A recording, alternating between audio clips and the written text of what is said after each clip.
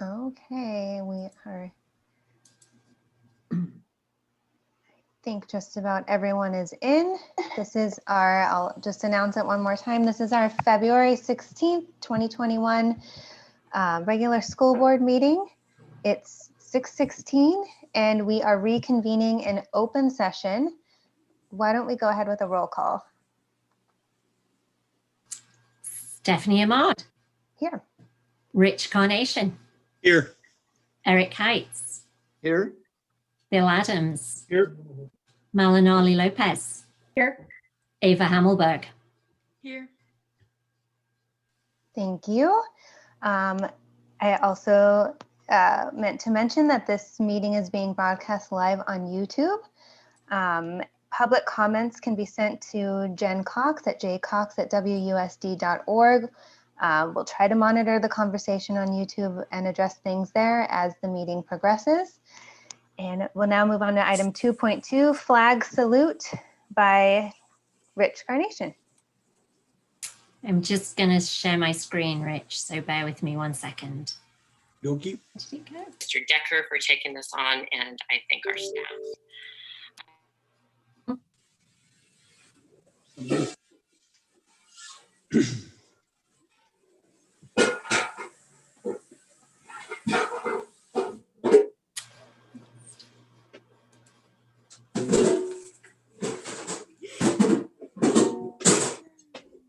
Having issues with my flag sharing. I'm sorry about this. Can you see it? Yep. Just the Aurora Borealis behind you.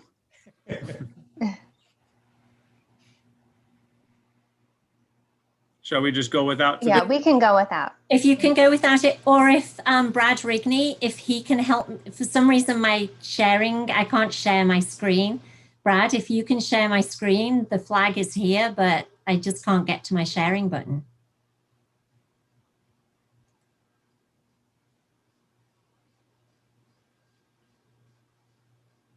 You should be all set, but I might be able to find a flag real fast.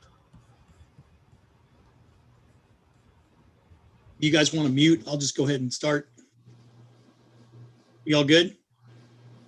All right. I pledge allegiance to the flag of the United States of America and to the republic for which it stands, one nation, under God, indivisible, with liberty and justice for all. Thank you, Rich. We are now moving on to item 2.3. Do we have anything to report out of closed session? You're on mute, Superintendent Decker. All right. We do not. Okay, great. Okay, moving on to section 3, opening items. 3.1, I believe we do have an adjustment to the agenda. We moved the superintendent's report down to item 3.6. Are there any additional adjustments to the agenda for today? I don't see any. So we will move on to item 3.2, celebrating success with Brooks Elementary Principal Annette Zucconi. Welcome. Good evening, Superintendent Decker and President Ahmad and distinguished DAT and our Board of Trustees. I am super excited tonight to share with you celebrating success for Brooks Elementary, which is your success. So during these challenging times, I just want to give you 10 minutes of celebrating those things that you have had a direct impact on. I'm going to share my screen, and you may have noticed there are a few new faces. I've selected some very special leaders to come and co-present with me tonight. Just 1 second. Here we go. All right, give me a thumbs up, Superintendent Decker, because I see you on my screen. Can you see my screen? Okay, we are celebrating success 2021, Brooks Elementary. Again, my name's Annette Zucconi and I am the principal, the proud principal. Today, this evening, I've brought 4 very special people to help me present at Brooks Elementary. We believe in growing leaders in every corner of our campus. And I have 4 of them here this evening to share our success with you. The first one is Catherine Miravalli. She's fourth grade teacher. She's also the teacher in charge, student council chair, and she sits on the district LCAP committee. Hi, my name is Catherine Miravalli, and I'm honored to be here with Superintendent Decker and the school board this evening. Thanks, Catherine. I've also brought 3 student council representatives. Audrey, fourth grade student council representative, please introduce yourself. Hi, I'm Audrey, and I'm super excited to be here tonight. Thanks, Audrey. And we have Kira H., fourth grader, also student council representative. Kira, can you introduce yourself? Hi, my name is Kira H., and I'm super excited to be here tonight. Fantastic. I'm excited too. All right, and we have Kira K., who's a 5th grade student council representative. H., fourth grader, also student council representative. Hi, I'm Kira, and I'm so happy to be here. Super, super. All right, I'm going to move the slides and we are going to see our leaders present all of the successes we're celebrating at Brooks this year.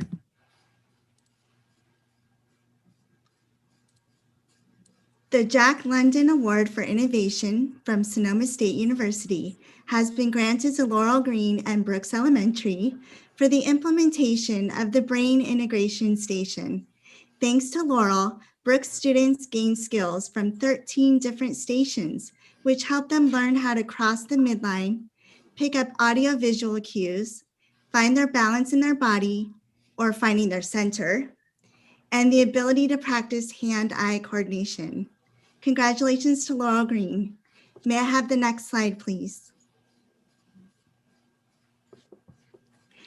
Brooks teachers are dipping our toes into project-based learning waters, soaking in new teaching techniques and student-led teaching and learning to bring back to our classrooms.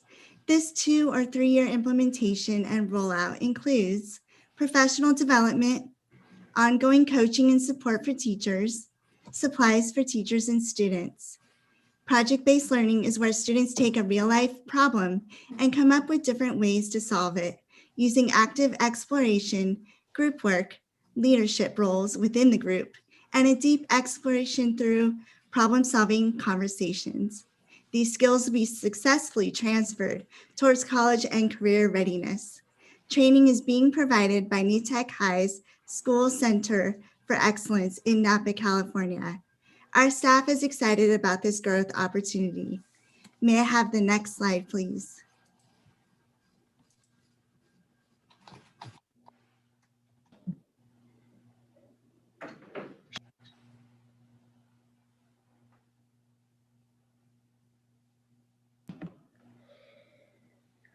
Hi, I'm Audrey S., and all of us plan some events such as holiday spirit weeks like Kindness Month, Christmas Spirit Week, and Read Across America.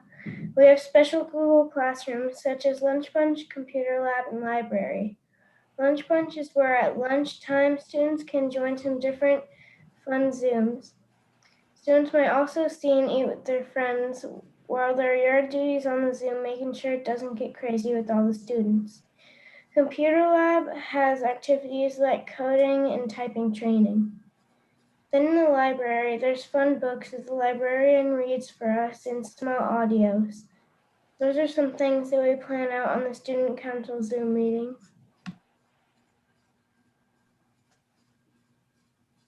Hi, my name is Kira H., and I'm in 4th grade, and the first thing I'm going to be talking about is our monthly character themes. Each month, Student Council thinks of character traits. For February, we had Kindness Month. Upcoming for March, we are thinking of either Friendship or Responsibility Month.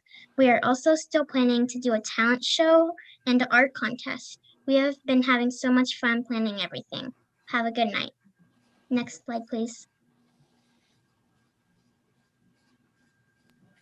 Hi, I'm Kira, and I'm so happy to be here. I'm so excited to share about the new playground. It looks amazing and so fun to play on. I seriously can't wait. Along with the new playground, Student Council got to work on making choices for a new blacktop paint job. I put 2 images here out of the 6 choices. Thank you so much for your time. Next slide, please.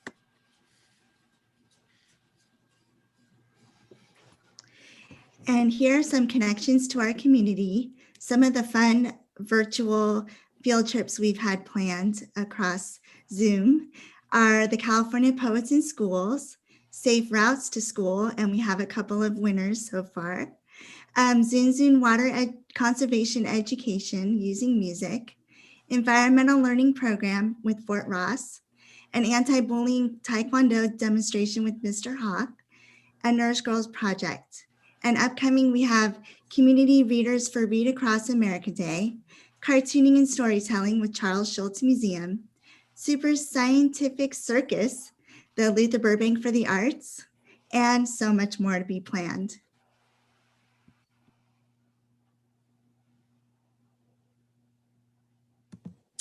All right, and the last bit of exciting news is that we have our plans started for the garden build out. We will have a ribbon cutting next year once we've laid the groundwork and all of the stuff laid out, the trees, the boxes, the solar paneled greenhouse, the garden areas. We're going to have wheelchair accessibility. We're super excited to have Sue McQuitty stay with us through the spring and summer to help us build out our garden. And that concludes our celebrations. I'll open it up now. If you have any questions or comments that you'd like to share, we are open to that.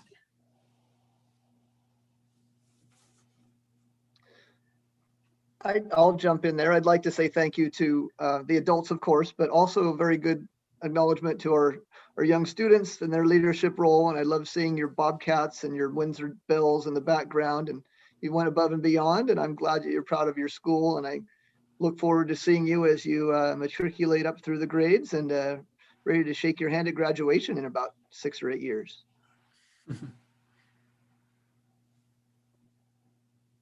That was very nice. I enjoyed it. Glad to see you're getting Mr. Houck in there to work with the kids. He's a excellent role model in our town, and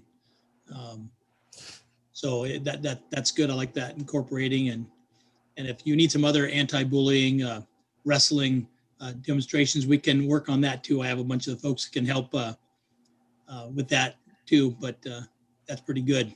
So thank you. Thank you. Ms. Zacconi, what a wonderful presentation. Thank you so much. And also congrats to the student representatives. That was really wonderful to hear from you.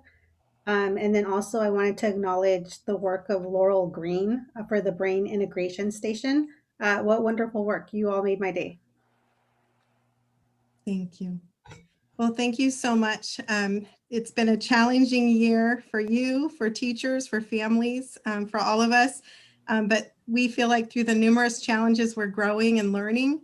And the resilience and enthusiasm of this community here at Brooks is inspiring and will keep us going through the end of this school year. So thank you for all your support. Everything we do is because you support us in the way that you do. So thank you. And thank you so much to my student council representatives. You did a fabulous job. And thank you, teacher in charge, Mrs. Miravalli. You did fabulous.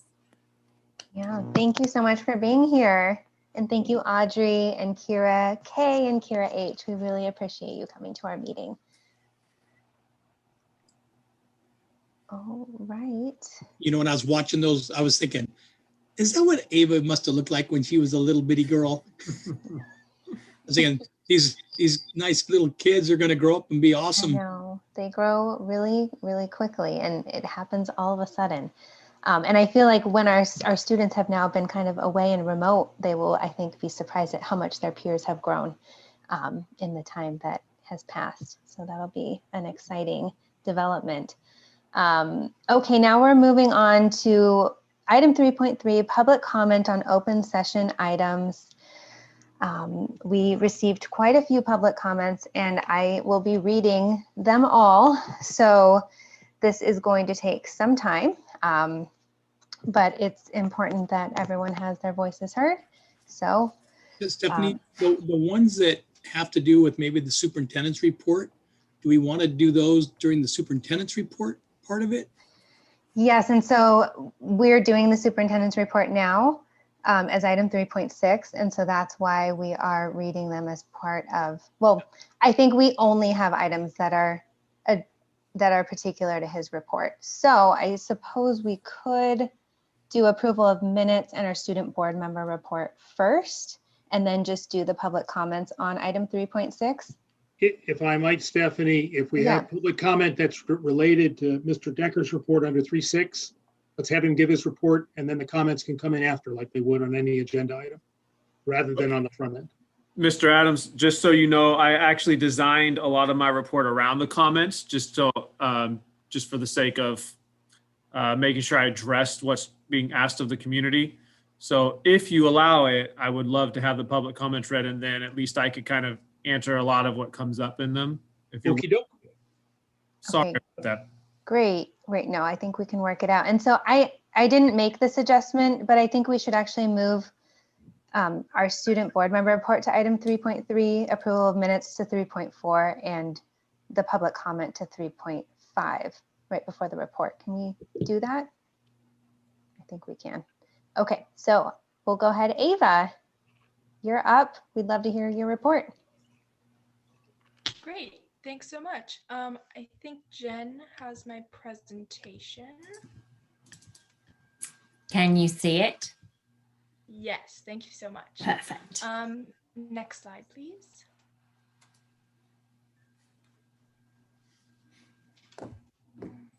Yes, so as always, I'm going to start with an update from my student committee. I will just kind of start off very honestly. A lot of students are kind of hitting that Zoom burnout that I've been reading a lot about. So I know before at the beginning of the semester, about how people were doing their best to stay optimistic, and they're already talking about kind of hitting that wall. These are just some quotes. I don't usually do quotes, but they were very eloquent this time around. So our first quote is from a high school sophomore, that it is getting increasingly difficult to log on and do all the work every day, just finding that motivation to go to class. This is from a Windsor High senior, that she feels that her senior year has been kind of ruined, which is very understandable, and that she's not seeing the same kind of outreach like there was last year with the Adopt a Senior campaign or the lawn signs, and that will be addressed later on in the presentation. Next slide, please. Kind of going on to a more constructive side of this is that a high school freshman mentioned that it might be a good idea that next year there is more time spent on review because of. Oh, Ava, you are muted suddenly. I'm not sure what happened. Just for like the last 10, 15 seconds or so. One of our There you- middle schoolers. Can you hear me? Now we can hear you. Okay. From one of our middle schoolers saying that they wish that Zoom classes kind of focus more on going over classwork instead of just assigning homework, which apparently is something that a few students considered something they wanted to bring up. And this is my favorite from, I think this was a Cali 8th grader, that although it's not perfect, it's manageable. And I feel like that's kind of the general attitude that's being taken. Next slide, please. And this is a very information heavy presentation, sorry about that. This is an update from the high school graduation committee. Involved in this is Windsor High School administration and staff, the student leadership, Town of Windsor, and the Windsor Police Department. They have been, and from what I know, they will continue to be sending out surveys to seniors and their parents to make sure that they're getting input from everyone involved and everyone concerned. And there are several parallel potential plans that are being developed, and everything is dependent on the COVID protocol at the time of graduation. So wherever we are in our standing with COVID, we'll decide which graduation plan to go forward with. Next slide, please. And of course, the number one goal of this committee is to make sure that we celebrate the work and dedication of the class of 2021, because this has, of course, been a very difficult year for them and not at all how they imagined their senior year. So we want to make sure that we celebrate everything that they've been through with our district. Next slide, please. I would like to introduce the California Student Board Member Association, the CSBMA. This has been an amazing group that I recently joined that is filled with student board members across California. And it's really been a great thing, even just for future board members to join, because it's really a community that kind of helps you figure out what's important to address. For example, something that came from me from CSBMA is this Mental Health Days initiative that is going to be coming up. It is Senate Bill 14, and I just kind of want to highlight 3 key points that this bill would address. It would require 50% of school staff to undergo mental health training, and that would be decided by the Department of Education. Next slide, please.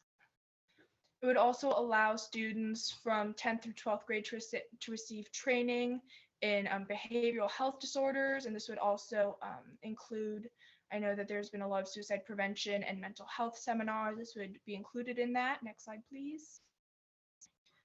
And the biggest thing is that it would ensure that mental health is considered a reason for excused absence, whereas currently it is physical health that is covered. So it would allow mental health appointments, such as therapy appointments, to be an excused absence.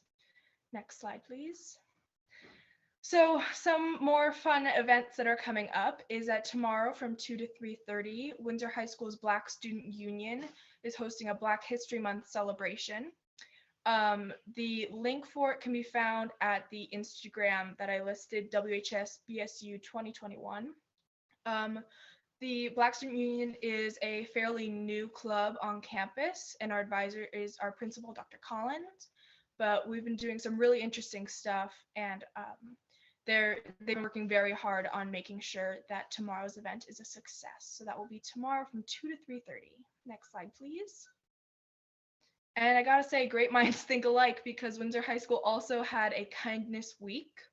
It was led by our leadership class, and it was a social media campaign that focused on challenges to spread kindness.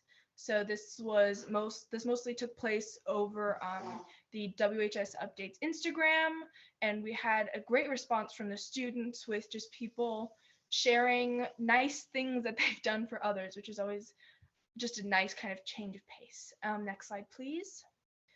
This is for anyone who would like to still take part in our week of kindness. This was our list of challenges. I know that a big one that a lot of us did was to send our teachers a nice message and tell them we appreciate them, helping out our families, like reaching out to our friends since we don't see them as often. Just a really nice, just uplifting thing for us to do. And then I believe that is the end of my presentation. Yes, it is. All right, thank you so much, Ava. Fantastic presentation. I'm glad there was a lot of information. I think it's always helpful when you have a lot to share with us. And it's always interesting to hear student feedback. I think the point about making sure that we celebrate the year and engage in those regular celebrations is really important, because it's easy to unplug and disengage. Even at the community level, we need to really work to make sure that people are recognizing that this is still senior year, and it is the senior year for our senior class, and that we need to make it, and other things too, but that we need to make sure we continue those celebrations.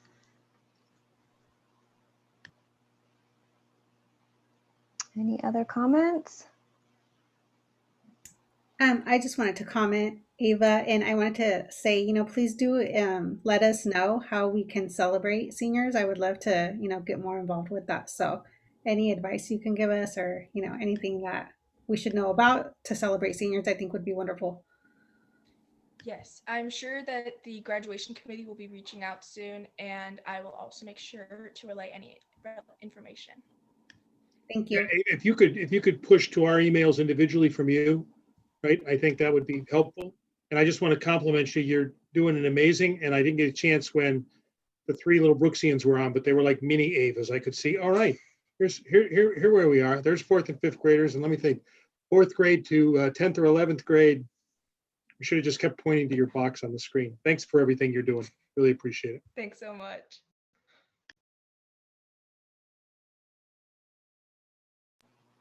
All right, thank you, Ava. We will now move on to approval of the minutes, item 3.5. We have minutes from our January 19th, January 19th meeting, our January 13th governance workshop, our meeting on January 13th resolution. No, I see two items for the 13th. President Ahmad, Yeah. so one of them came, it had an attachment to it. So I attached the attachment as well. Okay, perfect. So it's part of the same set of minutes. And then we have a resolution from January 26th. I know we had talked about adding in a caveat on that resolution for allowing students to drop classes mid-semester after a certain deadline, kind of giving some discretion to admin to figure that out. Is that on that one? And does it need to be? I don't believe it is on that one yet, but it will be. Okay, so are we able to approve it now? You can approve the minutes even if you don't approve the resolution. Okay, sounds good. That's all I have. Any other discussion? I'll make a motion that we approve the minutes, not the resolution, until we get it corrected, unless we need to because of a timely issue. No, you've already taken action and given direction, and we're following direction. Perfect. Do you have a second? I'll make the second motion. Okay, all in favor? Aye. Aye. Okay, I don't think there's any opposed. That was 5. Oh, I meant to say aye too. Forgot about that. So that the motion passes. And now we will move on to public comment on open session items and on our superintendent's report, which is agendized in this section of the agenda. So I will go ahead and begin reading those. The first public comment is from Rebecca Squires. She says, I was extremely upset to see the most recent correspondence stating that Windsor Unified School District has decided to disregard the state's current reopening guidelines, disregard the doctors and scientists who state that schools can safely reopen. Sonoma County has reached COVID levels where schools can reopen, but WUSD is not planning for that. Parents are desperate for their kids to be in a classroom because they are withering away before our eyes. They are suffering from too much screen time and distance learning burnout. Your district has amazing parents who are willing to do whatever you ask to make reopening happen now. So many parents are willing to donate funds, their time, supplies, or most anything you ask for, but we cannot help if we have no idea what the holdup is. If schools need cleaning supplies, ask for them. We will come through. If schools need plexiglass desk guards, find some and make a wish list or come up with a monetary goal needed for the purchase. We will fundraise. If classrooms need to be cleaned, let us know. We need hope that Windsor will return in person before summer. We can't wait until the fall to get our kids in the classroom. It's been almost a year. Our children deserve to have a real classroom experience before the year is over and find their love for school again. All right, moving on. And I will ask, just because there were so many that came in, if Jen Cox is there, if you could kind of keep track of which ones I do, and if there's anything that comes in the meantime or that I miss, let me know. Will do. Thank you so much. Okay, this one is from Jenny Silverstein. She writes, first, I want to sincerely thank everyone in this meeting. I know you have been working nonstop to create safe reopening standards despite months of unclear and ever-changing guidance from all levels of government. Just this Friday, new information was disseminated that completely changed what I plan to say to you. As you are aware, the CDC came out with guidance stating that communities with case rates between 10 to 49 per 100,000 should be able to fully reopen primary schools so long as safe distancing can be maintained and regardless of vaccine status. This recommendation is not just politics. In vivo evidence from across the nation has demonstrated that primary schools pose minimal risk for in-school transmission. Locally, counties across the state have maintained in-person learning despite surging back into the purple tier with no resulting evidence of danger. Our neighbors in Napa currently have a higher case rate than ours. Yet their primary, and it was 22.8 versus 21.2, yet their primary schools have been safely operating a hybrid model for months. The Borealis School Reopening Tracker map currently estimates that only 35% of children in the nation are attending virtual-only school.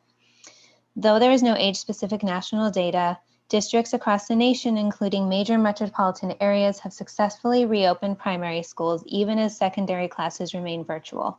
Therefore, we can conclude that well under 35% of primary school children remain out of school. This puts our Sonoma County K-6 children in a very small minority. There is no debate about the consequences. Nationally, mental health related hospital emergency visits for children ages 5 to 11 rose 25% in the 6 months following initial school closures. Academically, social and emotionally, by remaining virtual only, our primary school children are suffering compared to their peers. This is compounding the learning disruption and mental health deterioration our children have already experienced from years of annual fires. Our county is facing a cohort of children who will spend the remainder of their K-12 careers struggling to catch up, and each day away from school furthers their burden. I'm witnessing it in my own home as my first grader has deteriorated from grudging willingness to tears every Monday morning to full sobbing breakdowns Sunday night, and now for most of Sunday afternoon as well.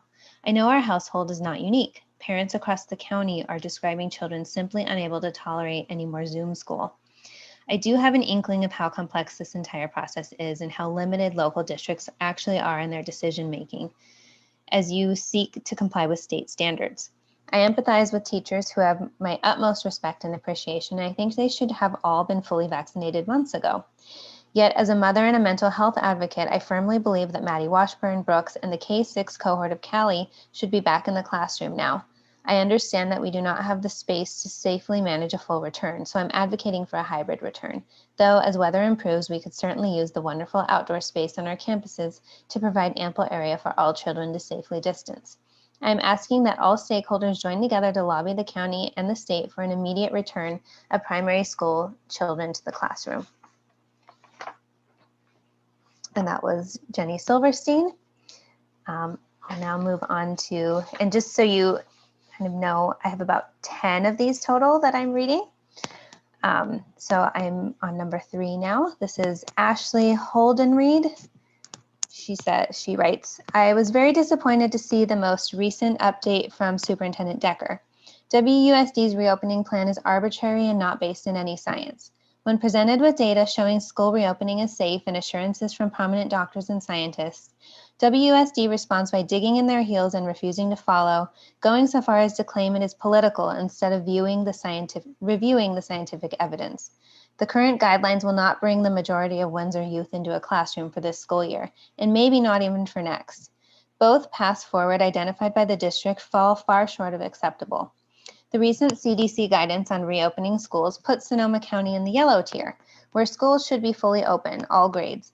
The fact that California has different rules than the rest of the nation and Windsor is choosing to follow an entirely different set of rules still is completely unacceptable. What CDC is identifying as low community transmission at 0 to 9 cases per 100,000 is considered widespread in California. This has gone on long enough, and the ones suffering are our kids. Windsor schools need to be reopened immediately to all students.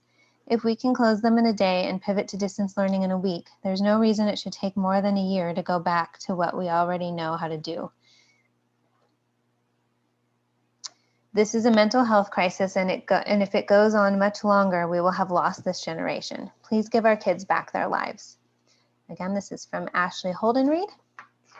And now I will read a comment from Stephanie Blair. Hello, I have read Mr. Decker's letter and I believe that you should reopen schools immediately. The state and the Harvard Global Health Institute have determined that 25 over 100,000 is safe for schools to reopen. And it is extreme hubris on your part to think you know better than the experts. Triangulate the 7 over 100,000 metric against the extreme misery suffered by all of the children and their parents. We have endured enough. The CDC, American Academy of Pediatrics, WHO, and Dr. Fauci all say that schools should reopen. Please reopen ASAP, especially since many of those in the county that have COVID are elderly who are inside retirement homes. Those people do not mingle with the children of the greater school population.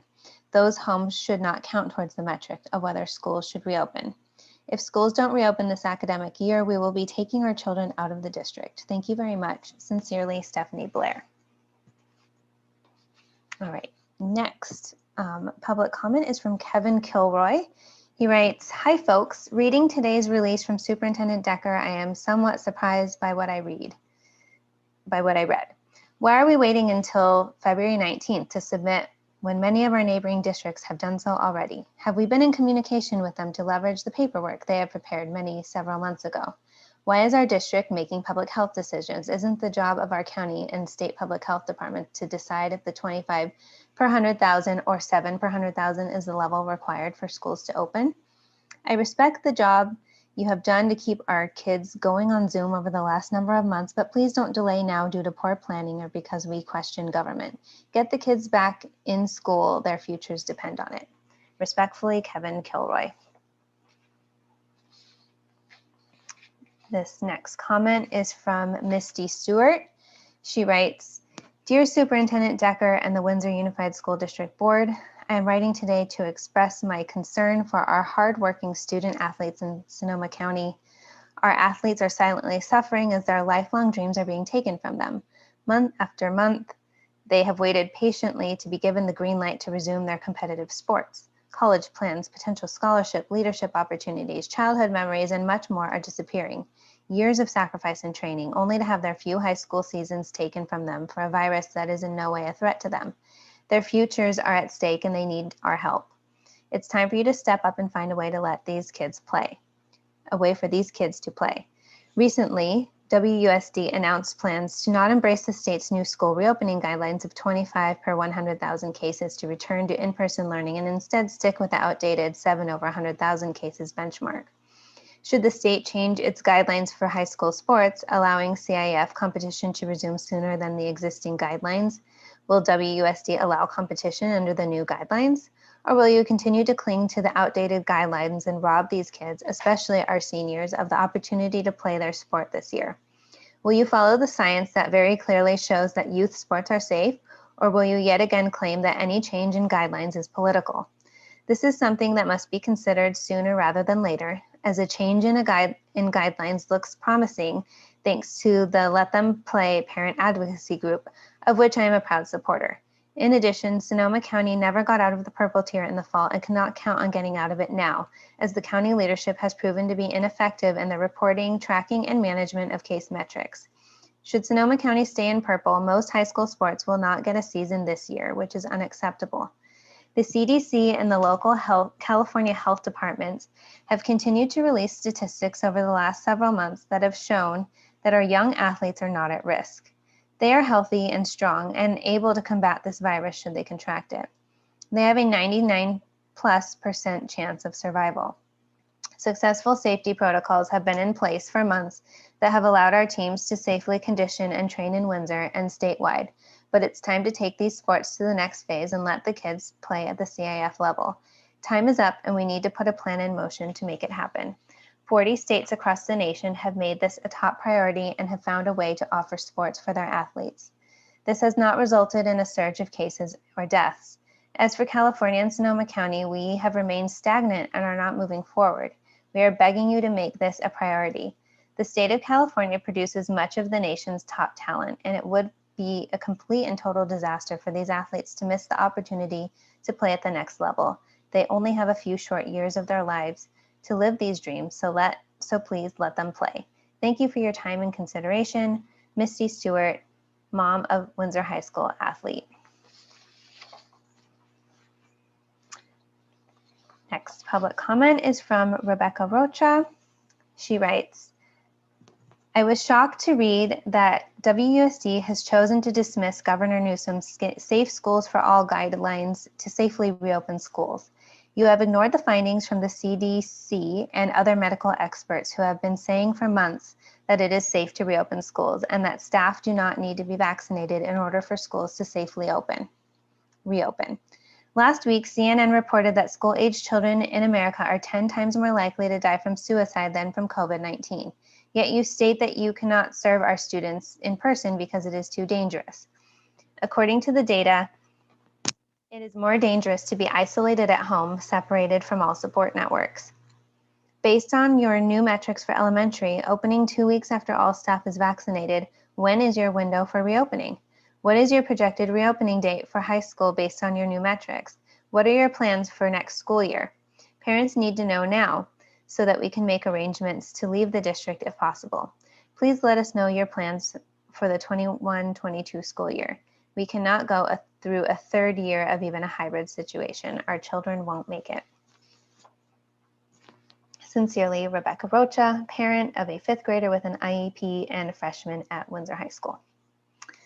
Okay, this next comment is from Mary Elliott. She writes, my smart, energetic, and artistic 9-year-old granddaughter, who up until a year ago was self-confident, attends Kalikameka School.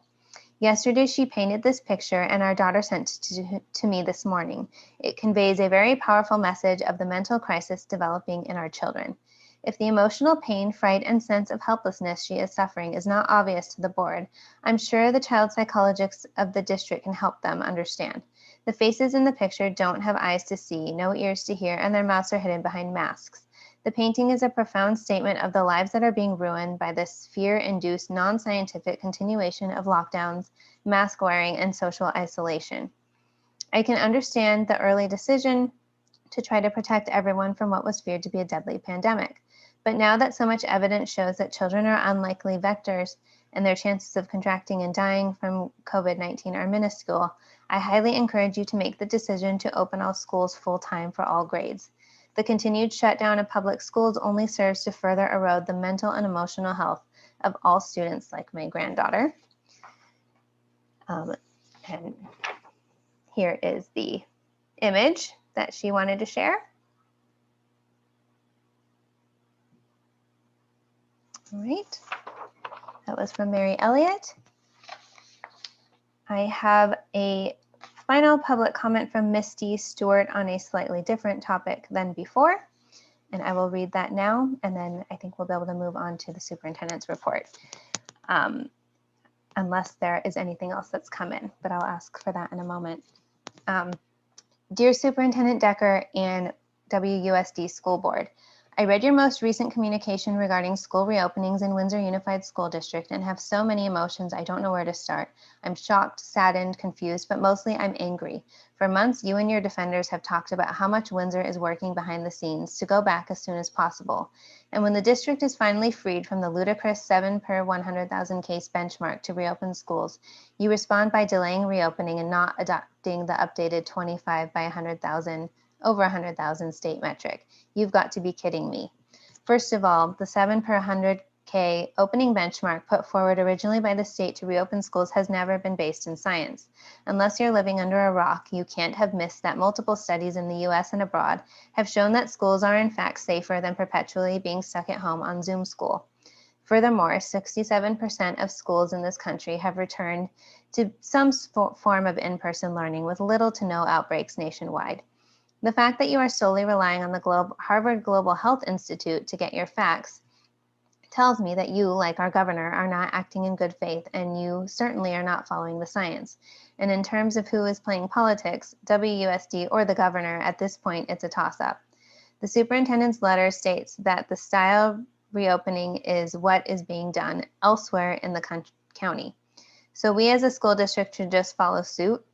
Up until June 2020, I was always impressed that WUSD seemed to operate independently and do what is best for our students versus jumping into the groupthink that runs roughshod through the county. The irony isn't lost on me that under the previous administration, WUSD was among the last to close its schools last March, while under the new administration, it looks to be one of the last to reopen. What a difference a year makes. Even if WUSD was going to be open with the 25 over 100K benchmark, the reopening plan itself must be addressed. 7 weeks to get our 7th through 12th graders back in school. Once again, those students that are suffering the most severe mental health effects of closed schools are ignored and not prioritized. Suicides among our 7th through 12th graders are on the rise nationwide. At this point, the refusal to address teen mental health in this district and countywide is a complete joke. And no, a 1-hour Zoom class addressing suicide for high schoolers that my son called pointless doesn't count as addressing this issue. About my son and the class of 2021, they have turned 18 or will soon turn 18. My son will be able to vote in Windsor's upcoming special election and the recall election if it occurs, so he'll certainly be able to vote when school board members are up for re-election. Trust me when I say that anyone on the board that went along with keeping him out of school when they could have let him return and laid waste to his senior year will not get his vote ever, nor anyone in my family's vote for that matter. We are 4 registered voters. He's not the only one that feels this way in the senior class or in the junior class, as it turns out. You've lost our teens. They are on social media and see the news regarding schools. They can read the studies showing that schools are safe. They can read the political rhetoric. They can read about the demands of the CTA. They can gauge the willingness of their own teachers to return in-person school, or not, as it were. They are on to you, and they won't forgive or forget your betrayal easily, and rightfully so. The most disappointing thing is that this turn of events is a bait and switch by WUSD. You claim that WUSD would return as soon as possible. ASAP means allowing in-person school to return in the purple tier and embracing the new state guidelines. It means being transparent as to the real reasons that you are delaying reopening, because no one is buying the Newsom is playing politics excuse that you're selling. Please provide transparency for the following questions. What is the point of taking the parent return to school survey if those results aren't going to be shared? The only reason to hide those results is that an overwhelming number of parents want their kids back in person school, and those results don't play well with the current restrictive reopening plan and narrative being peddled by WUSD. Conversely, if most WUSD parents don't want to return to in-person, provide that information. We deserve full transparency. Is it true that you refuse to allow students to return to in-person instruction because of lack of insurance, as in WUSD doesn't carry enough? Is there any truth to the rumor that an agreement was made with the teachers union to return at the 7 over 100,000 benchmark, and they refused to renegotiate to adopt the new 25 over 100,000 guidelines? For the record, my son has wonderful teachers, and I'm grateful to them and their work this year. This question is not at all a swipe at the teachers. I'm simply asking and ask for transparency. COVID-19 is here to stay, and we must learn to live with it. The zero COVID movement is a farce and not realistic. It's past time that WUSD adopted an aggressive, rational, and safe return to in-person learning plan because our kids are suffering. After 11 months, our nation continues to demand that our youth shoulder the burden of this pandemic because adults are scared. It's not healthy and it's unacceptable. Do better, follow the science, and step up. The kids of WUSD deserve nothing less. Sincerely, Misty Stewart, Windsor High School mom.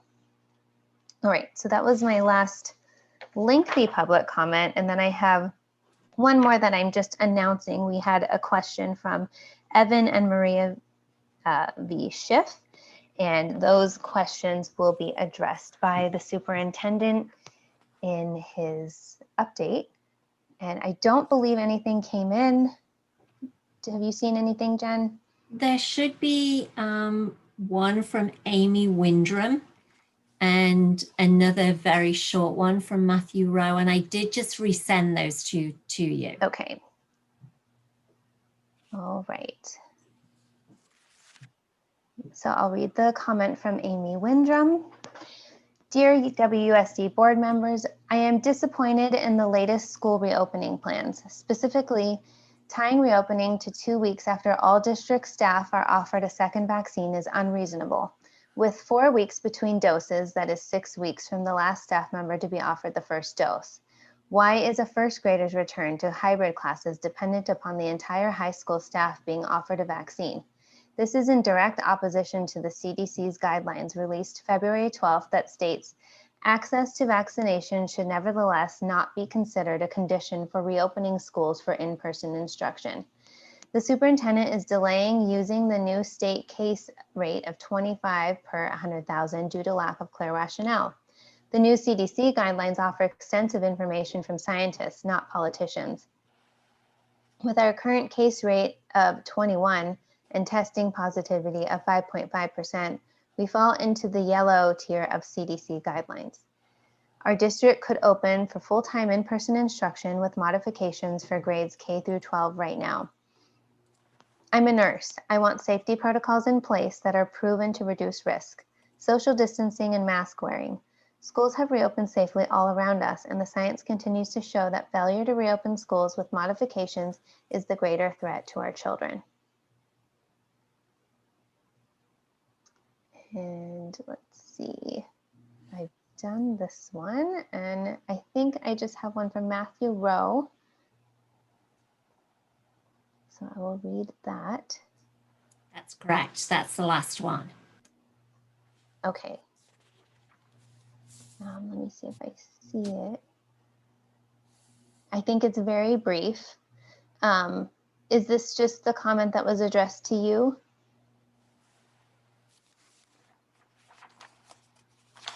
Like yes, several... but I did check with him and he did want it to be okay. Comment. Okay, I just wanted to make sure before reading it. He writes, Jenny, I read the newsletter, and as I read it, there was no plan to actually get kids in school. There is plans to make the union and health officials happy, but no set date to actually get kids back to the classroom. What can we do to accelerate the process? Organize the parents and stop sending kids to Zoom so the district doesn't get paid? Why are private schools in classrooms? Matthew Rowe. And I believe with that, that is our last public comment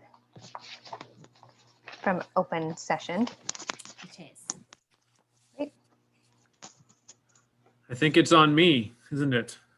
I think so. And thanks to everyone for writing in. And I'll turn it over to our superintendent. Believe it or not, I actually appreciate the fact that people are engaged and advocating for the children. So thank you for those comments.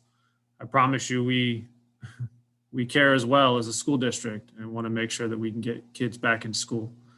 So my update is going to be a little bit different. Normally I go through a presentation, I talk about what current trends are, what's going on. But I think for this one, because there was so much public comment, I really tried to design the content of what I'm going to say around a lot of the questions. So I'd first like to say, I'd like to talk about the California Department of Public Health guidance that we received, that we've been basing everything on, or talking about, that has the 25 per 100,000 number. So this came out in a speech from the governor, and then the document was released on the 14th of January. And in it, there are a number of, it's a long document. Okay, there's a number of things in there. One of the main aspect that we're talking about today is the fact that it increased the threshold from 7 per 100,000 regarding case rate to 25 per 100,000. And why is this relevant? It's relevant because it essentially changed what the purple tier was, or movement from the purple tier to the red tier. So when this came out, we all were kind of flummoxed, frankly, as superintendents, and said, where did this number come from? And so I know there were some comments about the Harvard Global Health Institute study that I referenced. And the only place that I could find where the state had kind of provided some rationale was in that study. So it wasn't me trying to cherry pick a study. It was the only place the state mentioned. And I was also trying to understand what the state was really saying. So I read that document and it was a bit unclear. So the 25 per 100,000 number was in there. However, it said, but it talked about other community factors that frankly, I didn't really understand. It was more written for county health officials than superintendents. So that was one aspect. So we've discussed this as a county a lot, and we simply are unclear based on kind of the direction from the governor, and it's changed so much that it's left us a little bit hesitant. And so when I'm talking about politics, that's what I'm talking about. It seems like there's such changing guidance weekly. And so we're all hesitant to move forward with the guidance that we received from the state. I'd also like to point out, we mentioned a lot about the SDC document. Please remember that came out the day after my letter was sent out. I didn't have any of that information when that letter went out. I'll talk a little bit about that guidance in a minute. But I also think it's important because we received a number of comments from high school aged families. The number, the 25 number, I'm just going to call it 25, only affects kindergarten through 6th grade. So for high school age, or actually I should say secondary age, that's middle school and up, it hasn't changed at all. So we're still bound by the old metrics that I was referencing, the 7 per 100,000. Another aspect that came out in this California Department of Public Health document was we had to submit what's called a COVID prevention plan that had to be posted to our website. And then we had to also submit a COVID safety plan, and that has to be site specific. The problem was all we had was the fact that we had to submit a COVID safety plan. We didn't know what this thing really entailed. And we were promised guidance from our county for a number of weeks, and it never came. As I referenced in my letter, a number of districts just kind of submitted blind. None of them were approved. We waited for this guidance so that we could do this the right way and not waste any of our staff's time. It never came. So we decided to move forward on our own. Actually, Thursday morning was really when we moved forward. Thursday afternoon, they released the rubric and the template. So we actually had to pivot because we were creating our own like everybody else. And then when it came out, we shifted, and our administrators are working on these documents as we speak. We're planning to turn these in on the 19th. And they're a heavy lift. They're not just a one-page document. We're talking 20 to 30 pages where we go through every aspect of safety on a school campus. So we're turning those around in a week. We're really trying to work hard so that we can make sure we're prepared.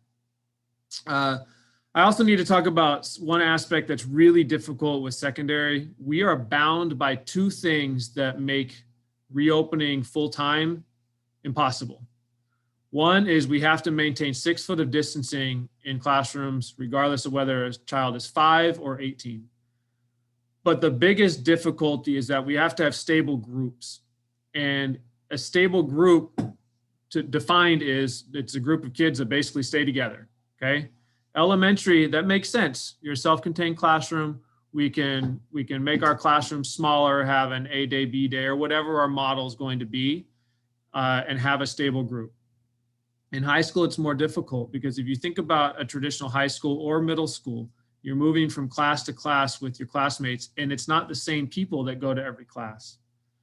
And right now, there's been no updated guidance from the state, not for months. And what we're working off of is cohorting guidance that is a bit outdated, but hasn't been updated because all the focus has been on elementary. And we are only allowed to have 2 stable cohorts mix in a day right now, meaning you could have math and science classes where the students mix because it's not stable. You can have 2, but you can't go up to 3, which makes it difficult because most high schools or middle schools operate on a 6 schedule or 6 class schedule. So 2, I mean, it just is making it difficult. It doesn't mean it's impossible, but it's making it very hard for planning purposes. CDC guidance. Honestly, it's a game changer. And part of where I'm struggling is everything that came out with CDC, I wouldn't say is political, right? But it's very different than what our state is currently operating based on. They changed the tier color, they changed the tier metrics, they changed the language. And so I just read this today. It came out Friday, and I know that I'm really, really impressed that so many of you were able to read these documents. They're pretty in depth. And right now, just so everybody understands, it's been mentioned in some of the public comments, it would place us in the yellow tier, which is between 10 and 50 of a case rate. I should tell you, the CDC guidance essentially never closes schools. You could have a case rate of 150 per 100,000, and the recommendation is that schools stay open. What's hard, again, is we're receiving multiple inputs for guidance as a school district.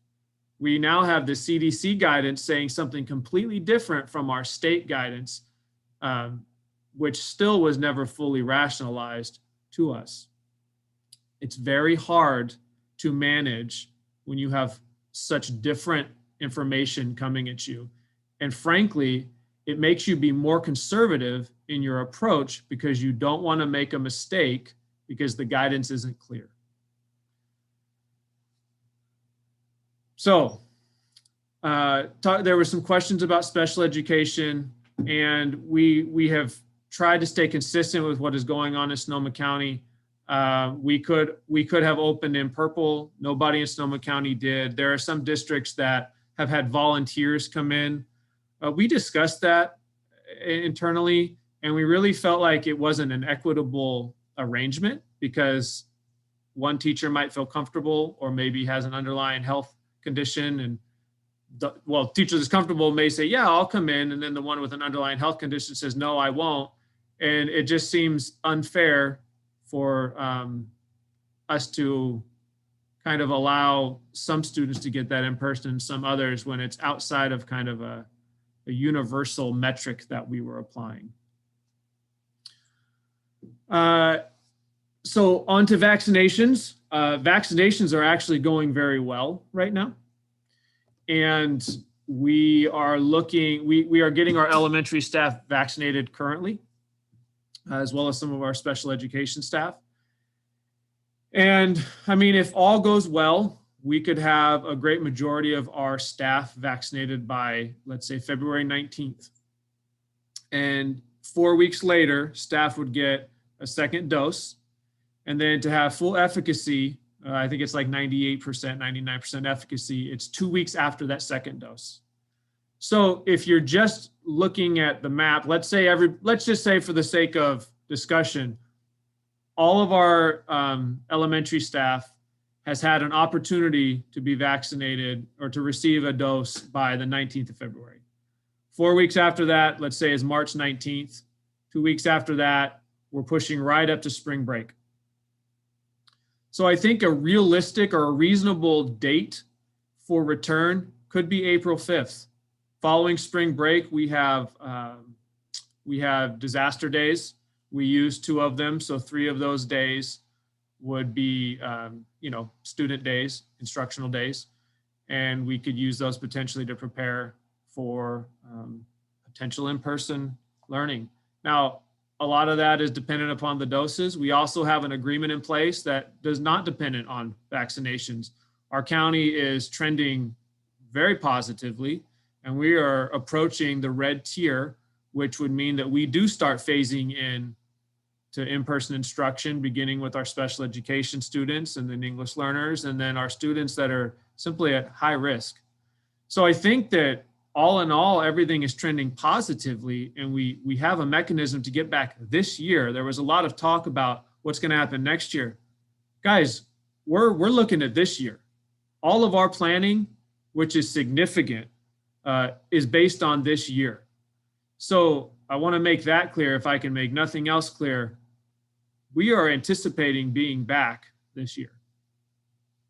There was a question about private schools. The reason private schools are open is because they opened before the governor changed how things were done. There is no longer a waiver process. The waiver process is essentially you have to submit your CSP and get it, your COVID safety plan, and get it approved by the county health official, which is then sent to the state for approval after that.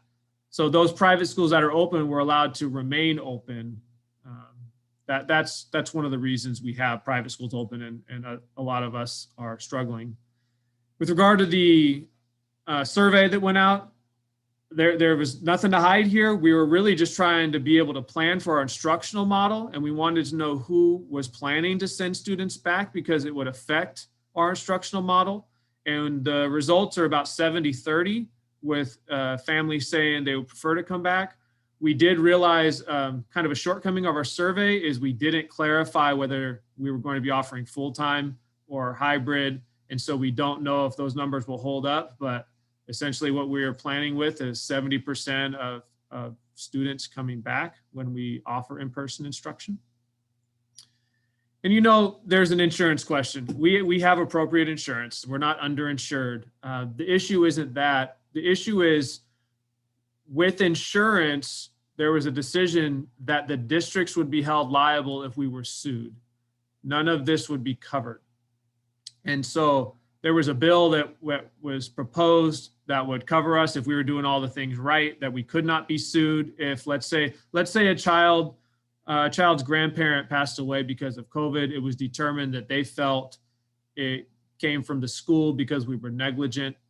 Then we could be directly sued. We would need to have our own lawyers on hand to, go through the process, versus if it was covered by insurance, we pay, it's simply different. We have a group that it represents us, and we go through the process. So we are properly insured. It's not that we're not making decisions based on that. We're willing to take the risk to come back, whether we have that hanging over our heads or not. So I hope I answered many of these questions. If there is a takeaway, please know that we are planning to return this year. Everything is trending that direction. And, you know,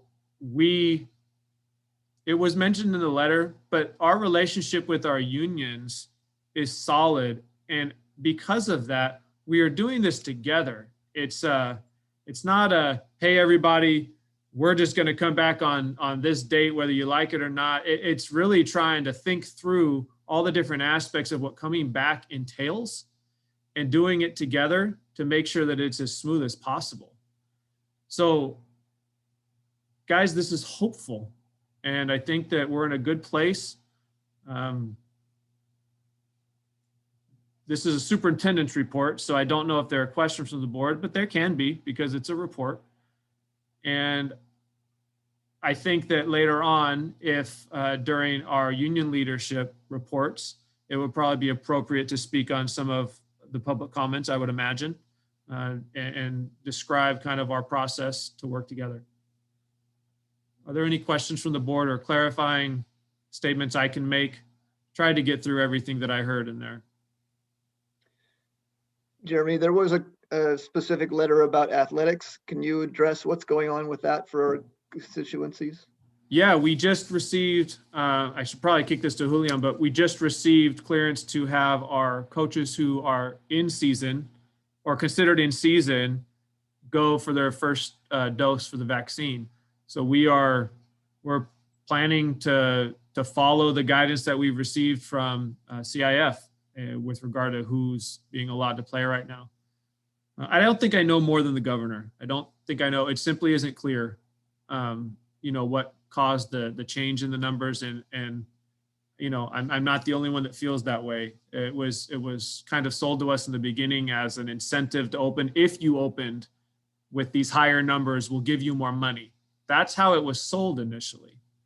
And then it kind of changed to, well, no, you're just allowed to open with no funds is really what it kind of turned into. So just want to make that clear. I don't think I know more. It's simply unclear how they're making decisions. Superintendent Decker, there Yes, was ma'am. a comment from YouTube and I've sent it to you in the chat. Okay. If the CDC guidance is adopted by Department of Public Health, is the district ready to open, or is there additional things that need to occur with the teachers unions? Good question. Yeah, we have agreements with our unions right now. We would probably go back to the table, but I will tell you that the mantra from our unions has been, let's follow the science. So that's been what we've discussed, and I'm not going to speak for them, but yes, we would need to go back to the table and discuss kind of the ramifications for the change in approach from the state. And then another question came in, it looked like CDC stated that 6 foot is recommended, not required if classes remain distanced between other classes. I'm not aware of that one. I know that we're still required to keep 6 foot. It's the standard.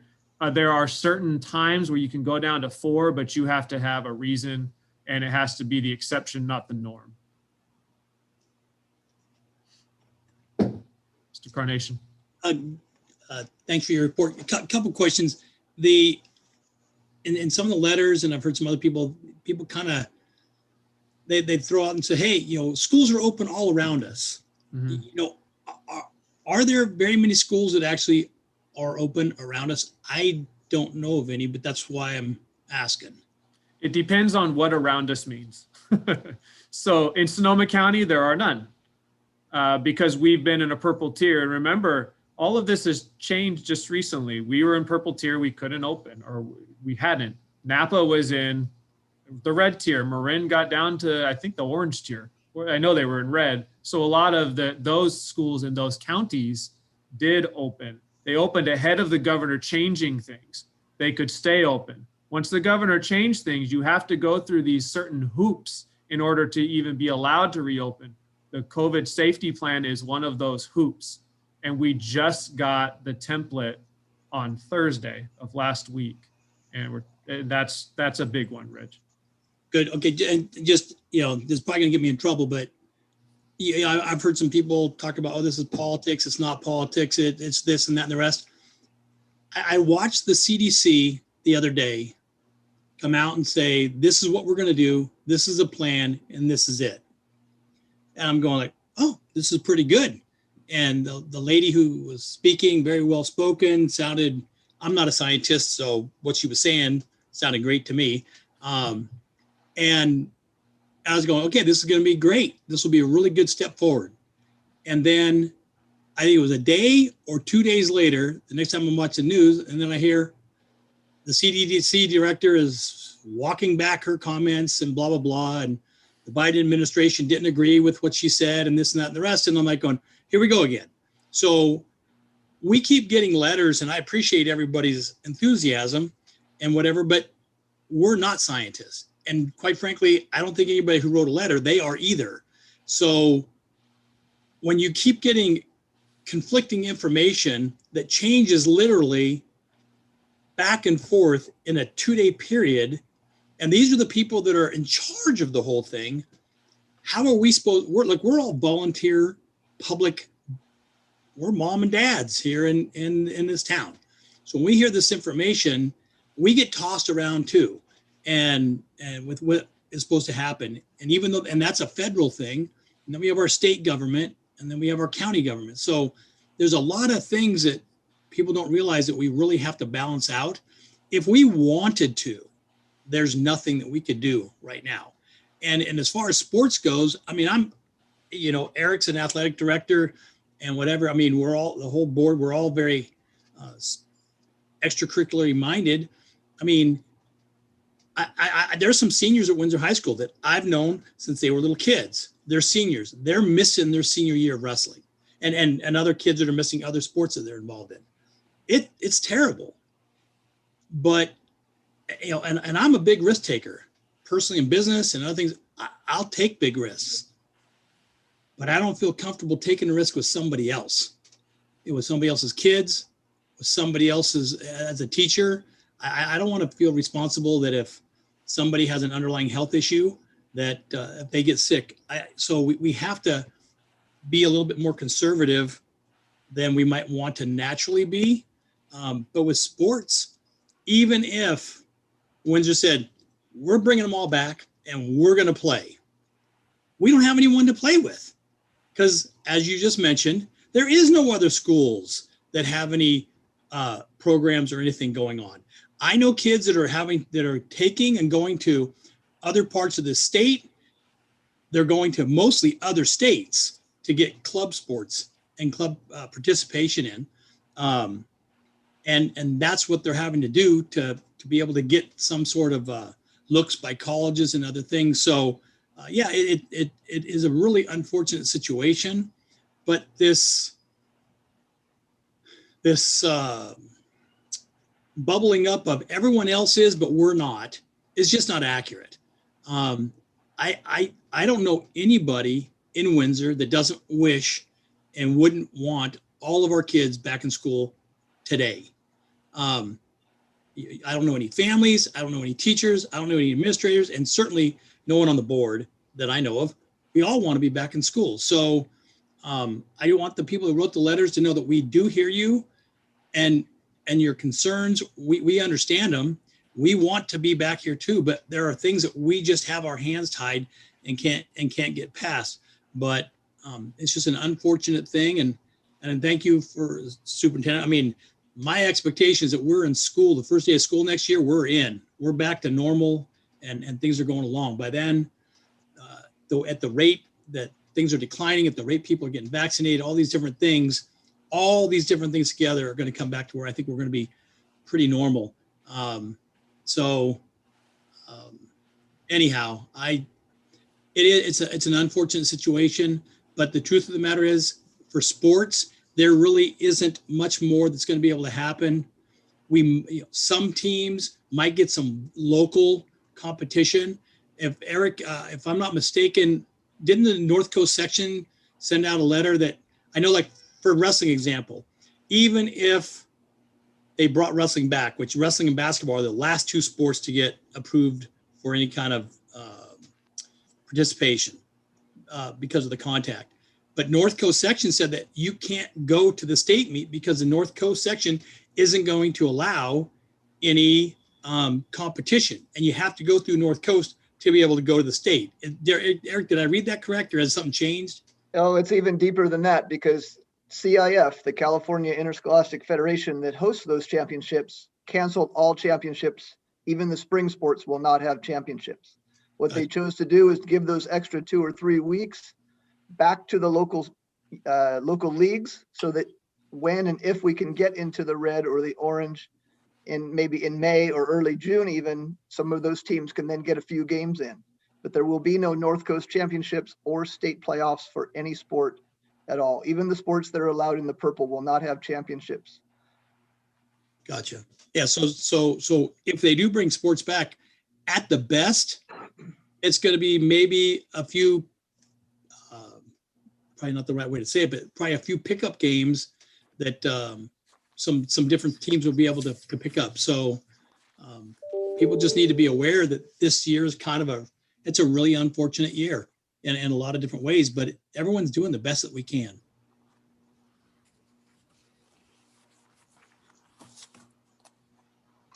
Any other questions from the board? I don't have a question, but I do have a comment. And I first want to say that I read each letter that was submitted very carefully. And, one of the items that I want to address is that in several of the letters, there was mention of mental health connected to, online school. And I do want to mention that I spent 2 years on the Sonoma County Mental Health Board. And from what I know, even though I do acknowledge that I'm not a mental health expert, but from what I do know is that mental health illnesses and challenges do normally arise from several different factors. So I want to say that it's unlikely that, there's a connection between online school and mental health challenges. I do think that online school could have potentially deepened disparities that already existed even further.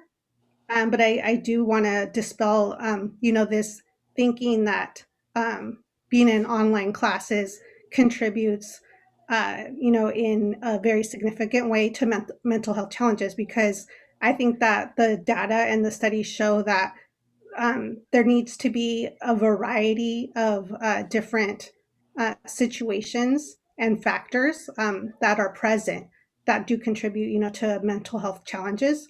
So I just wanted to say that, I did, pay close attention to all of the letters that were submitted, but that I really think that teachers and educators, that they have been doing the very best that they can, to make their classes very interactive and as lively and entertaining as possible, and really just pivoting in a very hard time under a very, short period of time with a lot of pressures, that go along with being an educator. So just want to, commend everybody that was able to create this online learning environment in a very short period of time. But it does concern me that people, for example, mention CNN articles that say that there's a connection between online classes and online learning and depression or suicide rates. I think that that's very concerning, and I don't think that that is the case at all.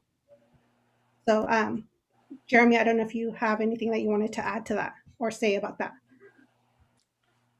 No, I don't, Malinali. I think that your experience is your experience. I think that it's hard for kids. I think it's hard for families. I think I'll recognize that. It's not ideal. I know that there's tears in my house. I've got a kindergartner doing distance learning as well. It's rough. And she cries too, not just me. So it's hard. I get it.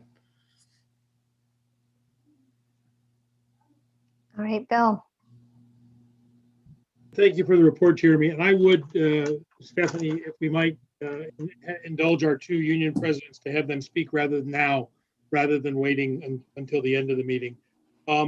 I just have a comment. Thank you, Jeremy, for stating a day where we now have an objective to get back to school on April 5th, in case people didn't hear that amongst all the other data. That is after our extended period where we put emergency days into our spring break. But I have a concern when you talked about the survey. I don't remember exactly when that was done. I believe that was in the fall, but 70-30. And my point of view is this: if we get to the point where it is safe for our faculty, our staff, and our students to come back, that's how we run school. We have, I believe, like a 10% flexibility for independent study. I don't know how, Lisa may know, but I don't know how much we've ever pushed against that full 10% load. But my view is that we don't run two sort of option discretionary schools. One, I don't think we can afford it. Two, I don't think we're staffed for it. But if it's safe, it's safe. I think that may be somewhat controversial April 5th, but I will say now, I hope, sort of as Rich mentioned, when we get to August, we're back at school. And if we're at school, we're at school. Not 2 or 3 or 4 different school of choice selection things. That concerns me. And I will just overlay, it concerns me, we're talking about our staff and our kids in our district going, where it's still illegal for the people on this meeting to be in a room together, right? I think that's just, it's a weird thing. But I don't know if you have anything thought about revisiting perhaps this issue of choice, because I don't frankly remember that, nor did I think when we would go back that we would continue to allow choice. If it's safe, it's safe. And I get the secondary school, middle and high school levels, a different thing, but that's just a concern I have. But thank you for saying it, Dave. I have been the squeaky wheel in the fall to say, let's give people benchmarks of when we might be making a decision. And it sounds, I don't know if you're asking ultimately for a decision by the board, or you're just advising of us, if these things fall together, it looks like we could be back in on April 5th for our elementary grades. But that's I'm saying that I think it's very realistic that April 5th is an aspirational date that we could hit. If not sooner, if the county continues to trend in a positive direction.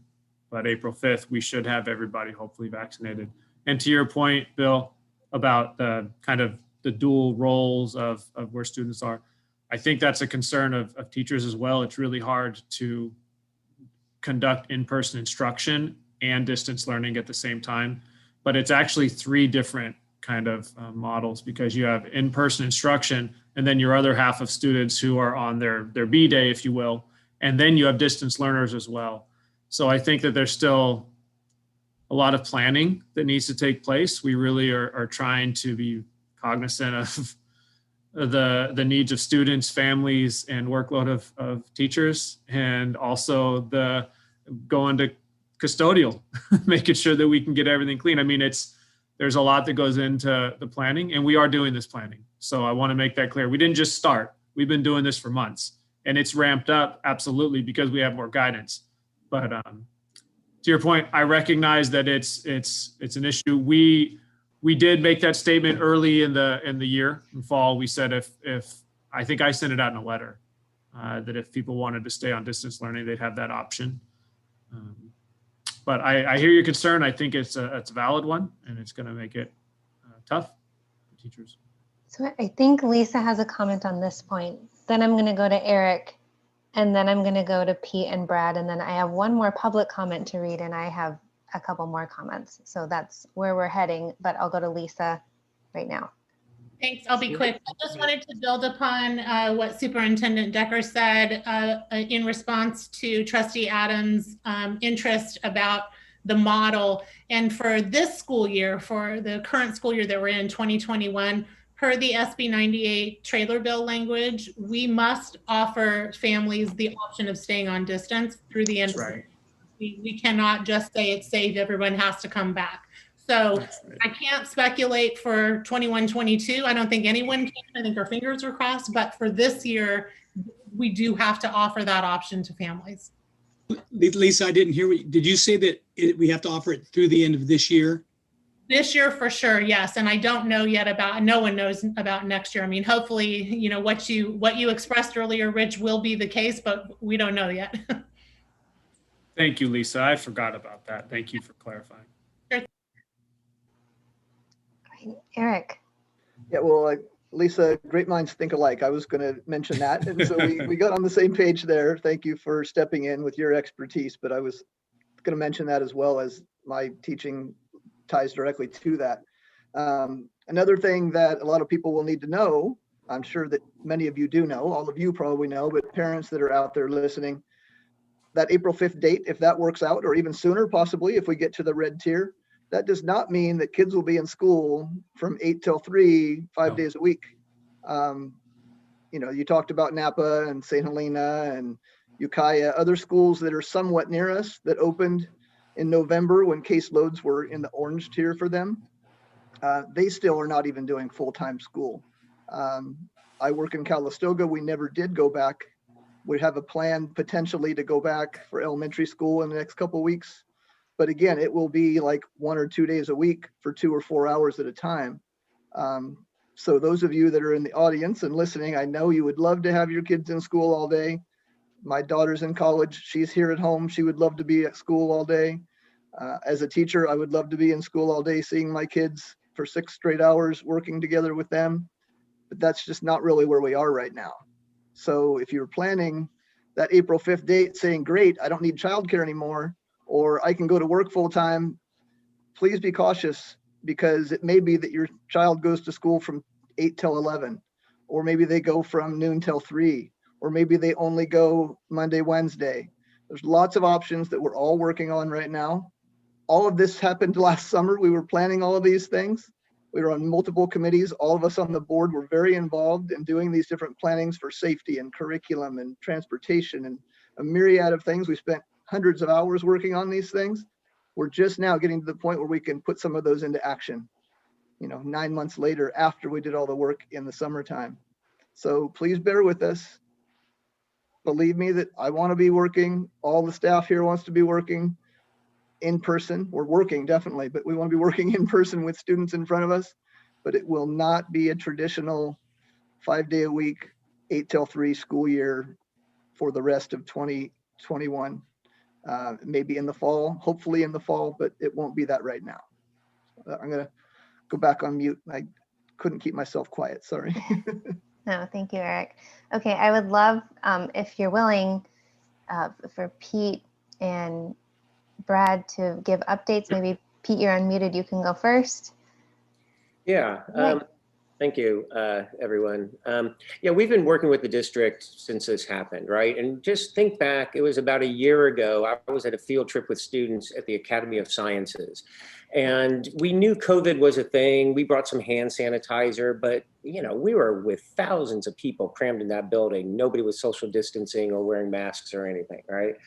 So we go into lockdown, and then during June or so, we're working on our hybrid schedule. And at that time, we thought we were going to be in person for hybrid in the fall.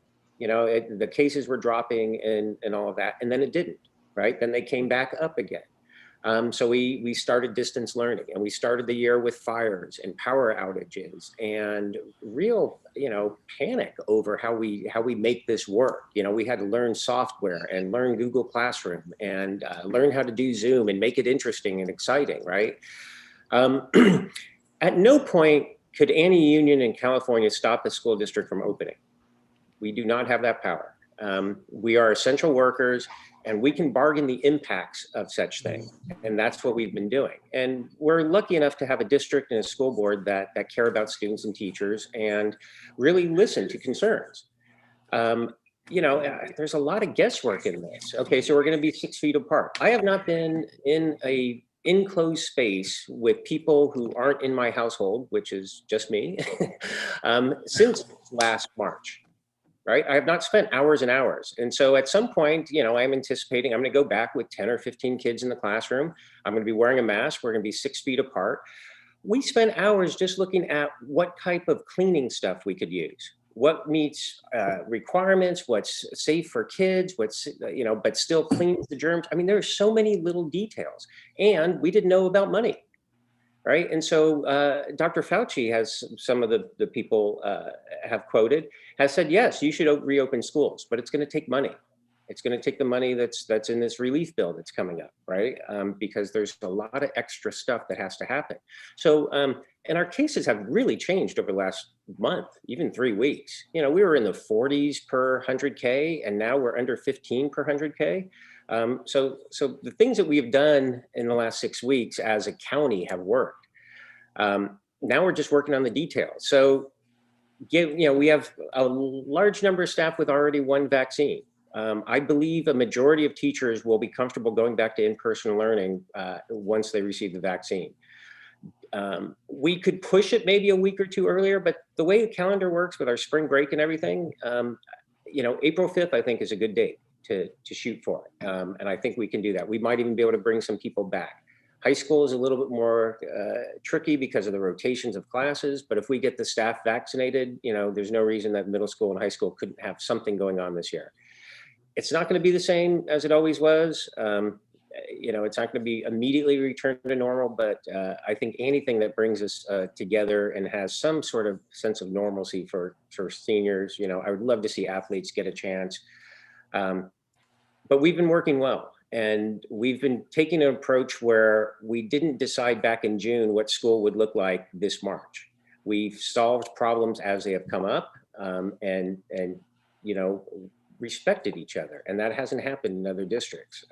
You know, so it's tricky. It's tough. You know, my primary concern has been for the health and safety of students and teachers. And you know, you can't shame me over that, right? I'm not going to feel bad about trying to protect people. There might be different levels of comfort that we all have. You know, some people, you know, I'm wearing 2 masks when I go to the store. Not everybody's doing that. You know, I go out for a walk. Not everybody's wearing a mask, right? You know, and it's the same with students and teachers. Some are more comfortable with the idea, some are not, right? And so we're trying to work through all those details and keep people going. But I'm optimistic. I think we can do this, and I'm grateful for the support of the district and the school board and all of this, because there's no guide to go to, right? There's no pandemic playbook. There's no ed code that addresses with this. There's no case history you can look at. There's no past practice. It's all brand new, and it keeps changing. So thank you. Thanks, Pete. Go ahead, Brad. Yeah, all I can say is Pete's right on. We actually negotiated, not knowing what the plan was. We negotiated our understanding with the district for the entire year, hoping to be able to come back sooner. But we tried to cover all the bases, and we've had to go back and adjust things because things we never anticipated have come up. At this point, our biggest concern has been the safety of the students, bringing them back so that they're safe. Also the staff.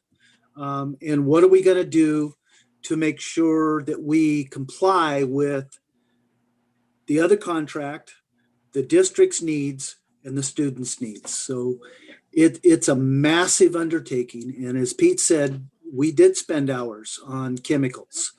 And what happens when we think we have the very best thing that is available that everybody's using and someone has a nervous or a bad reaction to it?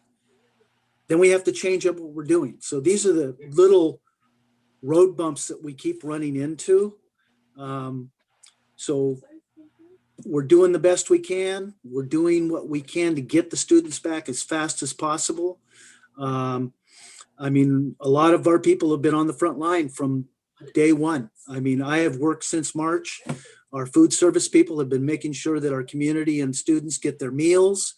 Our bus drivers have pitched in where they're needed to help distribute the meals, actually driving out there to people's homes. Our tech department's been incredible. So, you know, we're here to support Windsor Unified, the community, and our staff. And we're not going to be a roadblock in any way, shape, form, or manner. We just want to make sure everybody's safe. So thank you. Thanks, Brad. I have one more public comment that came in while we were talking, or a comment that came in to Jen. So I will read that. This is from Laura Cunningham. She says, I want to say thank you to the WUSD district. It is so frustrating that so many parents read the news in other counties or states about other counties or states without actual knowledge for our county, our schools, and local numbers. They place blame on the district and give ultimatums. I am disappointed in the parents of WUSD. Every single person is impacted by the current pandemic. Working together as a community is the only way to move forward. That was from Laura Cunningham. I don't really have a lengthy comment. I actually wrote something and posted it on my school board Facebook page if anyone cares to read it, because I have a lot of thoughts and it was kind of meandering, and I think there is a lot that has gone into our experience of the pandemic here in Sonoma County and in Windsor specifically. And so I talk a little bit about that. But I think that's something to keep in mind, just to counterpoint to some of what I've been hearing is, when we made the decision to do distance learning, first of all, I think that not every district in the world was capable of doing this, right? We were very uniquely situated, having local control, having an agile teaching staff and support staff, and we were actually able to do it. So there may be places around the country or in other parts of the world that would have loved to do distance learning, but they just weren't able to make that happen, and we were. So I think we should be really proud of that feat, especially since we did it in about a month after we spent all our time planning for hybrid. I mean, it was like very, very fast. And I think we haven't really digested our success in that regard quite yet. And then the other thing to think about is we live in a world now where no one has gotten COVID from school. Like, not a single person, like, we know that. And it's hard to value that when you live in that world, because you feel all of the other stresses of that world, right? But that's the reality, is that no one has gotten it from school. And that is also something that is probably worth more than we can fully comprehend, because we don't live in the alternative reality. Okay, and then it looks like I have maybe another public comment to read, but I don't see it. So I'm going to ask just a few questions that I had. They're really brief, just to clarify. Well, one that I wanted to really clarify is because it blew up on social media, and it had to do with the safety plans. Mm-hmm. And, someone posted that Windsor hadn't turned theirs in. Other districts had. So other districts turned their safety plans in without the rubric. Like, they just put things in there hoping that it was correct. Now they have to go back and rewrite them. So we're kind of all in the same boat of having to submit, and that's what we're all doing, except we just waited to get the rubric so that we would just do it, put our energy where it needed to be. Rubric and template. So what they did, there are other counties that have to do COVID safety plans. They said, well, we'll just try to copy what they did. The problem is it did not fit our county's rubric or template. And they basically said, we have to review a lot of these. So if you don't use our rubric and template, you have there's a highly unlikely that it will be approved. So they recommended we use it. Okay, thank you for clarifying that. And then I had a question about are we able to utilize the cores at the high school to do that 2 cohort switch? And I may be using the wrong word, but if 3 classes are together all day, that would seem to be 1. And then could you tack on a class at the end of their day, make that 2, and then the next day have 2? We talked about some different options with the course, and we're still exploring that. We shifted our focus to our phase 3 students, which are really our high needs students, maybe foster youth, homeless. They have not engaged in any distance learning. So we really shifted our conversation around how we were going to serve those kids before we then tackled how we could get creative and serve the rest of our secondary students. So I'm kind of kicking the can down the road based on my answer, but we thought it was more important to really have a good, solid plan for what we call our phase 3 students. Okay, great. And I see Rich, but do you want to comment on this? I have one more quick one. Just to that note, has anybody talked about leaving the kids in the classroom and then moving the teachers around? We have. Yeah, we have. The problem is those kids they all don't have the same classes. So we would have to kind of redo a whole master schedule. Because if you think about your high school experience, you go from one class to the next and all the kids weren't exactly the same. Right. And so if I could ask, I don't want to get too far into the weeds on the design. We have a lot more work to do, and our focus right now is on our phase 3 students. But these are all discussions that we have had and will continue to have. Okay, thank you. I saw Lisa's hand. I don't know if you had something to add. It was just quick. I was just going to clarify that for Windsor High School phases 1 through 3, just to clarify, Stephanie, to your point, the part of the concept is very much to take advantage of the core day so that the teachers can rotate amongst the students. So yes, that to both of your points, that is part of the plan for phases 1 through 3 currently. Okay, great. The last point of clarification I wanted to make is there was a comment in one of our public comments about all of the teachers needing to be vaccinated before anyone could go back. And I just wanted to give you an opportunity to clarify that because I don't know that that's accurate. Yeah, no, it's not accurate. So right now the vaccine is released under emergency use authorization. It can't be required by the employer, first of all. So if a teacher says, I don't want to get the vaccine, they don't have to. However, having said that, it also doesn't preclude them from returning because what we're really discussing is they've had to have the opportunity to be vaccinated. They can choose to not have it, but then they would come back without the vaccine to the classroom. Okay. Thank you, Chris. Did I miss something? I was just going to add that our COVID coordinator, Julian Rivera, has been managing the vaccinations for the school district, and we've sent out invitations to 379 staff, and we're hoping within the next waves, there's 170 left. So we've got a big number of invitations already out and people getting vaccinated. So that's good. And Chris or Julian, I think I asked this question of you earlier, and I can't remember if you told me the answer or not. Do we know how many of our staff have been vaccinated at this point, or we only know how many have been scheduled? Or not scheduled, but the invitation's been sent to? We only know who received the invitation. Yep. Okay. Sorry. Yeah, we don't know who exactly has been Okay. vaccinated. All right. It's not information is provided. Thank you. And my question was a little different in that I was hoping to ask, do all high school teachers have to be vaccinated before elementary school teachers or before elementary school students come back? And that may be yes or no. I just wanted to make sure. Do all high school teachers have to be vaccinated before elementary comes back? Yeah. No, they do not. Okay.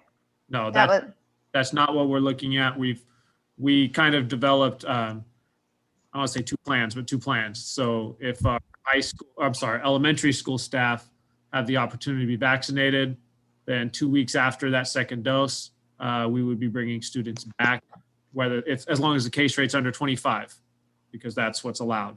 For high school, we still can't bring students back if the case rate is over 7. So even if they're vaccinated, so it'd be different time frame. Okay, thank you. And then we have one more comment that came in from C Belmonte 81, assuming that's not their name, but a online name. Has the district looked at doing year-round school to try and make up for educational loss after we have approval to go back to full-time? Yeah, it's something that we've talked about. Again, there's a lot that goes on at the state level. I know that there's a bill that's been proposed to offer increased funding so that we can do something with, summer school or with after-school tutoring, but it's simply a lot in flux. So yes, this is something that we are actively exploring, but we have not decided on exactly what our approach will be. Okay, are there any other comments? Oh, I should actually clarify. Are we looking at doing year-round school? We're not looking at doing year-round school. That was a poor way of me answering that. We're looking at doing something creative to try to help with, some of the, I won't say learning loss, because it wasn't lost learning. It was simply not an opportunity to learn as much. And so we're exploring different ideas for kind of helping with the different amount of time that was available to students for learning. And because obviously it's harder to learn through distance. So I wanted to mention that there were a few comments that came in via, I'm not sure if it was YouTube or the chat, but in regards to my statement about mental health. And I just wanted to clarify what I said, and that is that usually there's multiple factors that contribute to mental health challenges, not just one. So all I wanted to say is that it's possible that online learning deepened those disparities, but I absolutely believe that mental health deserves an ongoing discussion, even beyond online learning. When we go back to school in person, it deserves an ongoing discussion, just because there are multiple factors that contribute to mental health challenges. So I just wanted to clarify that for those comments that came in. Thank you, Molinali. Anyone else before we move on to our consent action items? We're just getting started tonight. No, but I mean, thank you very much for this discussion. I think we really fleshed out the issues. We heard from a lot of different parents, community members, and we had a great discussion. So I think we're ready to move forward. I don't see anything else, and we will move on to section 4, consent action items, and I'll turn it over to Rich to do this vote. Thanks, Stephanie. I'd like to make a motion that we approve the consent items 4.1 through 4.13. And if there's a second, and if there's any discussion. I'll second. Okay, is there any discussion on any of those items? Okay, do we need to have a vote, or are we good? I think we need to have a vote. All in favor? Aye. Aye. Aye. Opposed? I think 5-0, all in favor. Our consent action items are approved. We don't have a report and discussion section tonight, so we'll move on to our discussion action items. The first item is the 2019-2020 audit report, and I believe Lois will be taking the lead on this item. 6.1 through 6.4, Lois. It's my night. It is. Hello, everyone. I am going to immediately turn it over to John Whitehouse. He's our representative from Christy White, who worked on the audit this year, and he'll go over some of the more important points of the audit. Thank you. Good evening, Governing Board. Thank you for having me here. My name is John Whitehouse. I'm a partner with Christy White Associates, and we completed the audit for the 2019-20 fiscal year. Typically, we come out twice a year, once in the spring and again in the fall. However, due to the impact of COVID-19, we transitioned to a remote environment for most of the 2019-20 fiscal year. Our audit covered a variety of areas, including testing attendance through sampling school sites and testing the ASBs there as well. We documented and tested internal controls in areas such as purchasing, cash disbursements, payroll, cash receipts, and food service. We conducted fraud risk interviews with selected management and staff. We conducted a single audit, which includes testing internal controls and program compliance over one major program this year, that was the special education cluster. We tested state compliance in areas such as attendance reporting, instructional time, instructional materials, admin-teacher ratio, and the school accountability report card. And finally, we tested all June 30, 2020 balance sheet accounts such as cash, accounts receivable, accounts payable, capital assets, and long-term debt, along with revenues and expenditures across all funds. The results of our audit tests are reflected in the independent auditors' reports and summary of auditors' results. We opined on the financial statements, the report on state compliance, and the report on federal compliance, all of which were given unmodified opinions for the 2019-20 fiscal year. Overall, there was one finding that we had noted during our testing, which was related to the associated student body funds. So that finding is outlined on page 80 of the audit report. And I'll just kind of briefly go over and summarize kind of what we had noted. We tested the ASB at Windsor High School and noted just 1 out of 10 cash receipts tested was not timely deposited. And then at Windsor Middle School, we noticed that bank reconciliations are not being currently completed. through inquiry, it appears that the issue is being worked on to remedy that. The student council does not consistently or appear to consistently keep meeting minutes, which are required, and 1 out of 10 cash receipts tested was not deposited in a timely manner.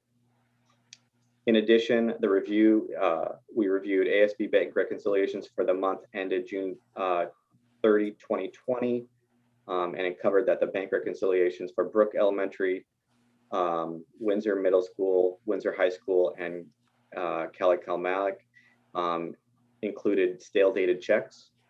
These checks have remained a reconciling item on the bank reconciliations for 6 months or more. So we recommend that the ASBs have bank reconciliations prepared for each year and each month, and write off the stale dated checks that are exceeding a 6-month time frame. We also recommend that the ASB keep the minutes of their meeting, and deposits should be made timely following a fundraiser or sale. We also recommend the district provide each of the student body account clerks with the latest FICMAT Associated Student Body Accounting Manual, and reinforce the importance for sound internal controls, procedures that need to be implemented. Any questions overall regarding the report? Go ahead, Rich. I just had one.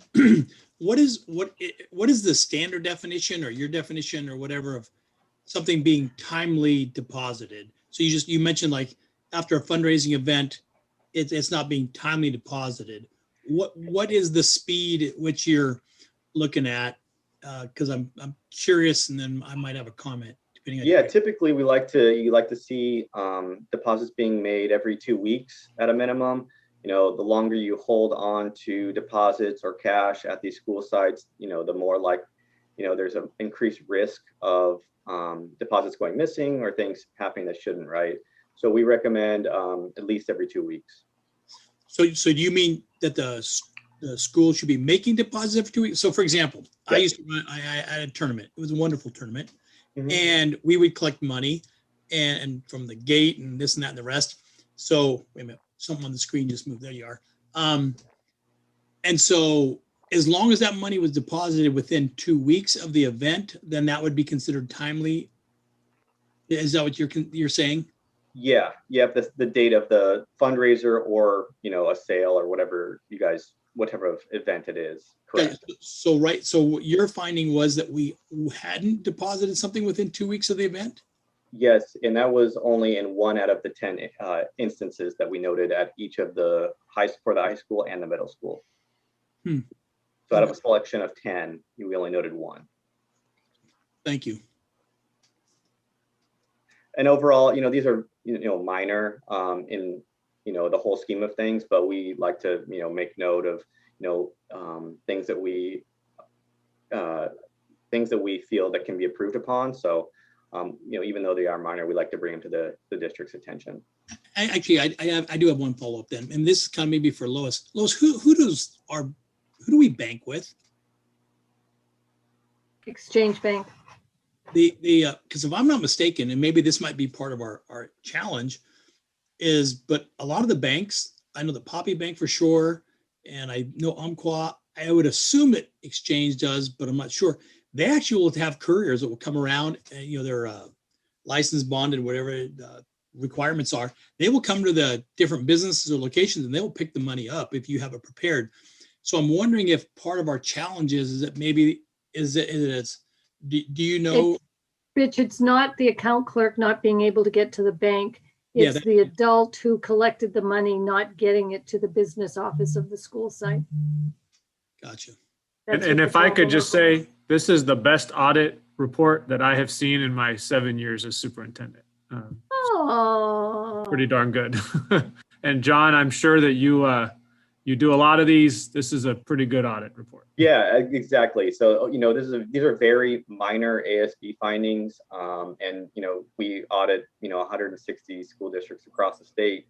It's not very frequent that you have an ASB, you don't have an ASB, finding, because they are decentralized from the district office, and it's hard because there's so many people involved in the process of getting things done correctly.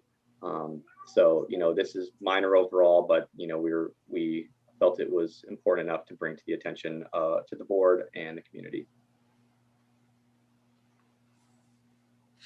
Thanks, Lois. Great.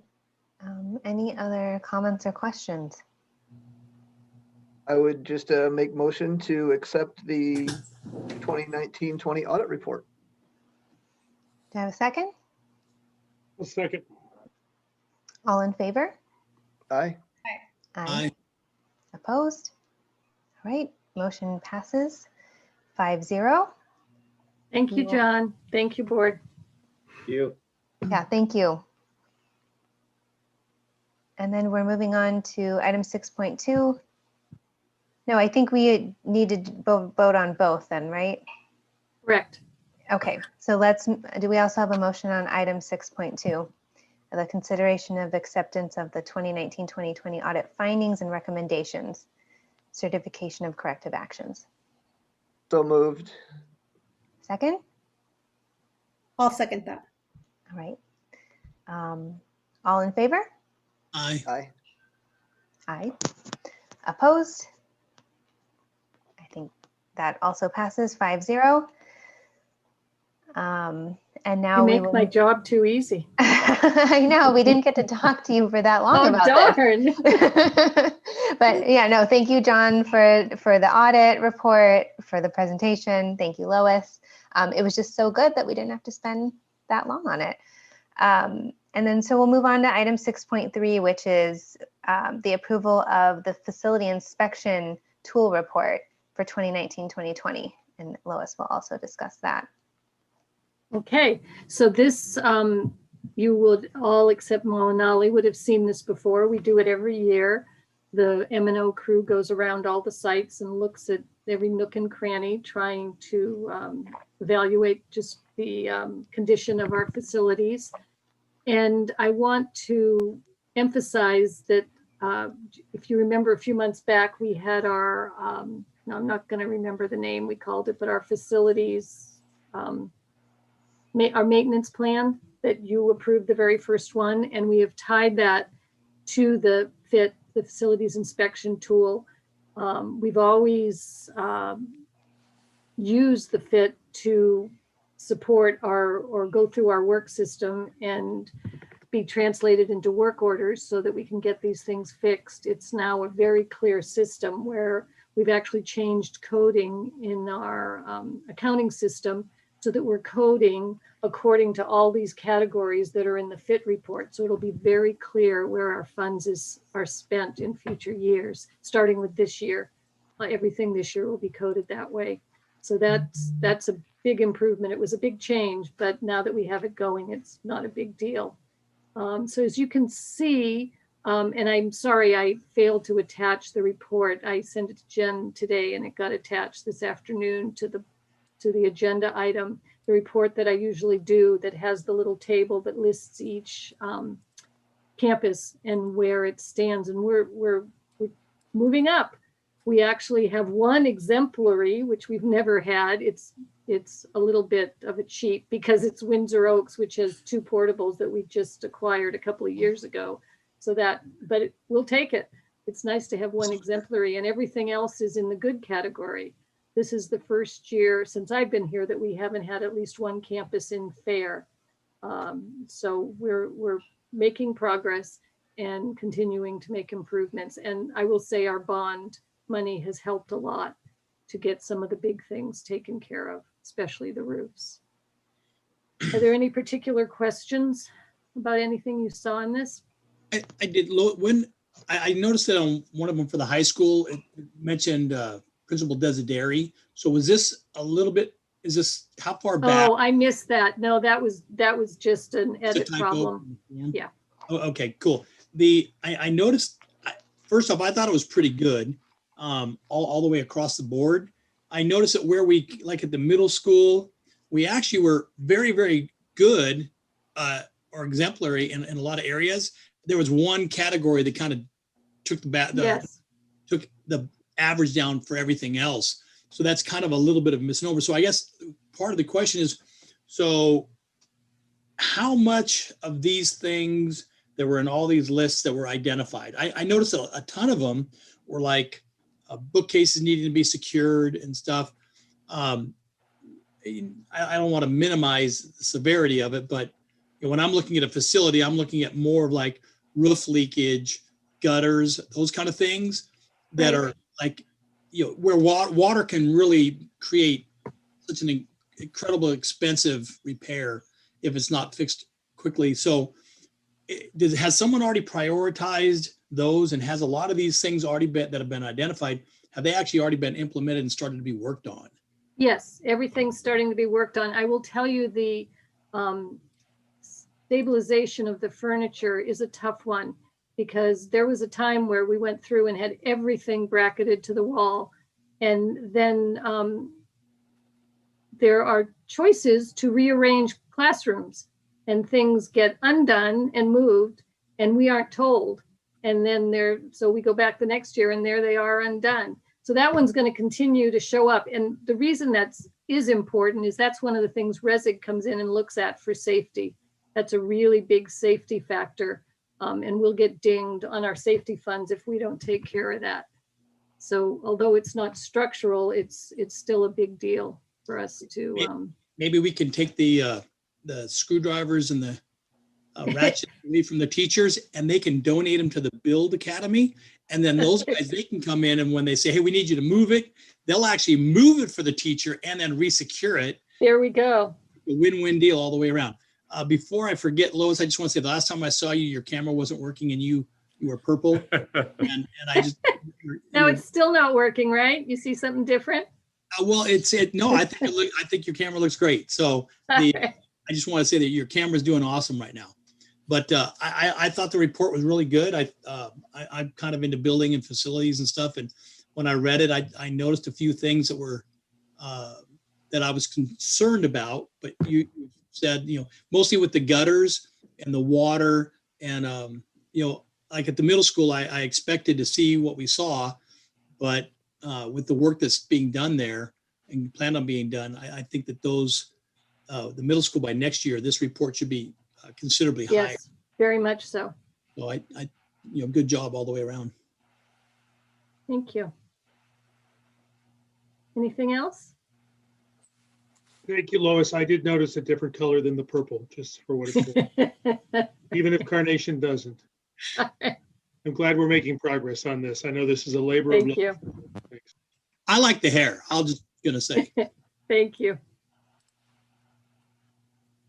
Thank you, Lois. I think it's really exciting that the coding is all redone. I mean, I that love just getting sounds projects done like fantastic. that. Yes. Thank you. All right. Do we have a motion? I'll make a. How did you say it, Eric? So moved. All right. Second. Second.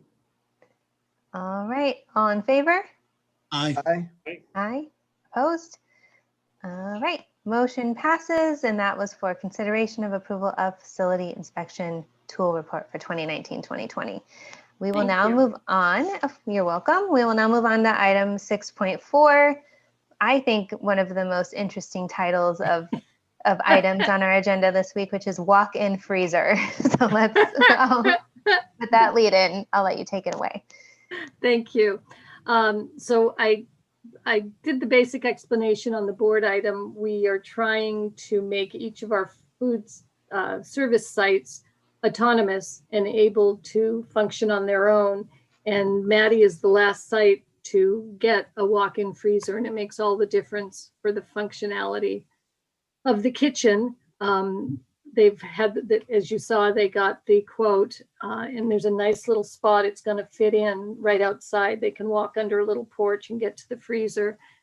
And we can pay for it through some efficiency of hours that will rearrange some things. And within about 5 years, it'll be paid off. So because it's such a large item, we brought it to you as a separate item, and would love to see it passed. But if you have any questions or comments. Two things, Lois. I just want to make sure that I understand it right, but I believe I do. And just in case other board members don't, this is actually, you walk in to the refrigerator side first, and then from the refrigerator, it opens up into the freezer. Is that correct? Or do you, you may not. I believe it's just a freezer, but I might be wrong. If you look at the drawing, you've got door 1 where it says ramp. You can walk in, and that's typically, that's the refrigerator area. Oh, okay. And then you open door 2, that's the freezer. So that way, when you open up the freezer door, it's not letting all that heat from outside going in. The refrigerator kind of acts as a buffer. I misunderstood that myself. So Thank you. I really appreciate, because I wanted to buy one of these things, and now I see how much they cost, and I'm like, going, well, that's another one of my dreams that are vanished and gone away. And well, maybe they'll let you visit this one. Yeah. You know, if I'm not good. And when I was looking at this, I just want to let you know, Lois, just to put in the back of your mind, I actually have a refrigerator freezer on a trailer that I bought at I got a screaming price on it because I got tired of moving stuff for our tournaments and everything. So if by chance one of the schools ever have one of theirs go down in like literally 20 minutes, I could have a trailer that you guys could move stuff into if you needed to. Oh, cool. Thank you. I'll let Anne Marie know. It normally just sits in our yard unless we have an event. It's what is it? It's 10 feet by 6 or 8 feet. It's not as big as this, but it's big enough for you to put the ice cream in. Okay, the important things. Absolutely. So, but anyhow, I think that's gonna be nice. Just a quick kind of a little bit off topic, non sequitur, but knowing that this is energy efficient funds and all the things you were talking about, where are we on the solar activation? Are we turned on and drawing power? Yes. Okay, I hadn't heard anything since we had the last review. Just wanted to make sure everything went well, and there's still some things we're buttoning up, but all sites are active, and we're seeing a large decrease in our PG&E bills. Awesome. I appreciate. All right, I don't see any other comments on this item, so I will modify. We are approving the purchase of a walk-in cooler dash freezer for the Maddie Washburn cafeteria. Do I have a motion? Yes. Second? Second. Thank you. All in favor? Aye. Aye. Okay. Opposed? All right, motion passes 5-0. Thank you so much. Thank you, You're guys. welcome. Okay, we'll now move on to item 7, routine information. Any response to board or community requests? I don't see any board correspondence. I think we had a lot, but I think we went through much of it. I agree. And I think any correspondence that we received, we acknowledged receipt of over the course of the week or the weeks. 7.3 staff association reports, we've already heard from our unions, and it looks like we're good there. And then so item 7.4, unresolved policies. I am pleased to report that Jen has a completed packet and we have a meeting to schedule in the very near future. Very exciting. Thank you. All right, item 7.5, items of general interest. I have one item kind of building on Ava's report from earlier. We have a scholarship fundraiser that the We Foundation puts on every year. It raises a lot of money for scholarships. And the reason I mentioned Ava's report is because we are seeing kind of a drop in engagement this year with the fundraising, the celebrations, the things that we usually do, but that doesn't mean that our students don't need support. And to know that their community supports them, that's really another huge aspect of the scholarship program, is just kind of the moral support and boost from all of us. So that event is coming up on the 25th, Thursday at I think 5:30. Everyone should have received an email invite. If you didn't, let me know. I can get it to you. Hope that everyone on this call stops in virtually to that event, even if it's just to to come and see what's up and to donate. That's what, yeah. Anyone else have any items of general interest? I don't think so. Okay. Future school board items 7.6. Do we need to I don't know that we need to discuss that or the calendar. So I think we just need a motion to adjourn. I motion to adjourn. All right, do I have a second? I'll make the second, but I have a question after, but we'll finish the vote here. Okay, all in favor? Aye. Aye. All right, Eric, go for it. Meeting is I adjourned. see, yeah, that last item with the school board meetings coming up. We do have a meeting on March 2nd Yes, for HR issues. Okay. yes. Just to make So sure that will we're that ahead of be- the March 15th date. Will that be broadcast here on live YouTube or will that be a No. closed session? No, it'll be open session. I mean, part of it may be closed, but we will have to have an open session as well. Okay, thank you.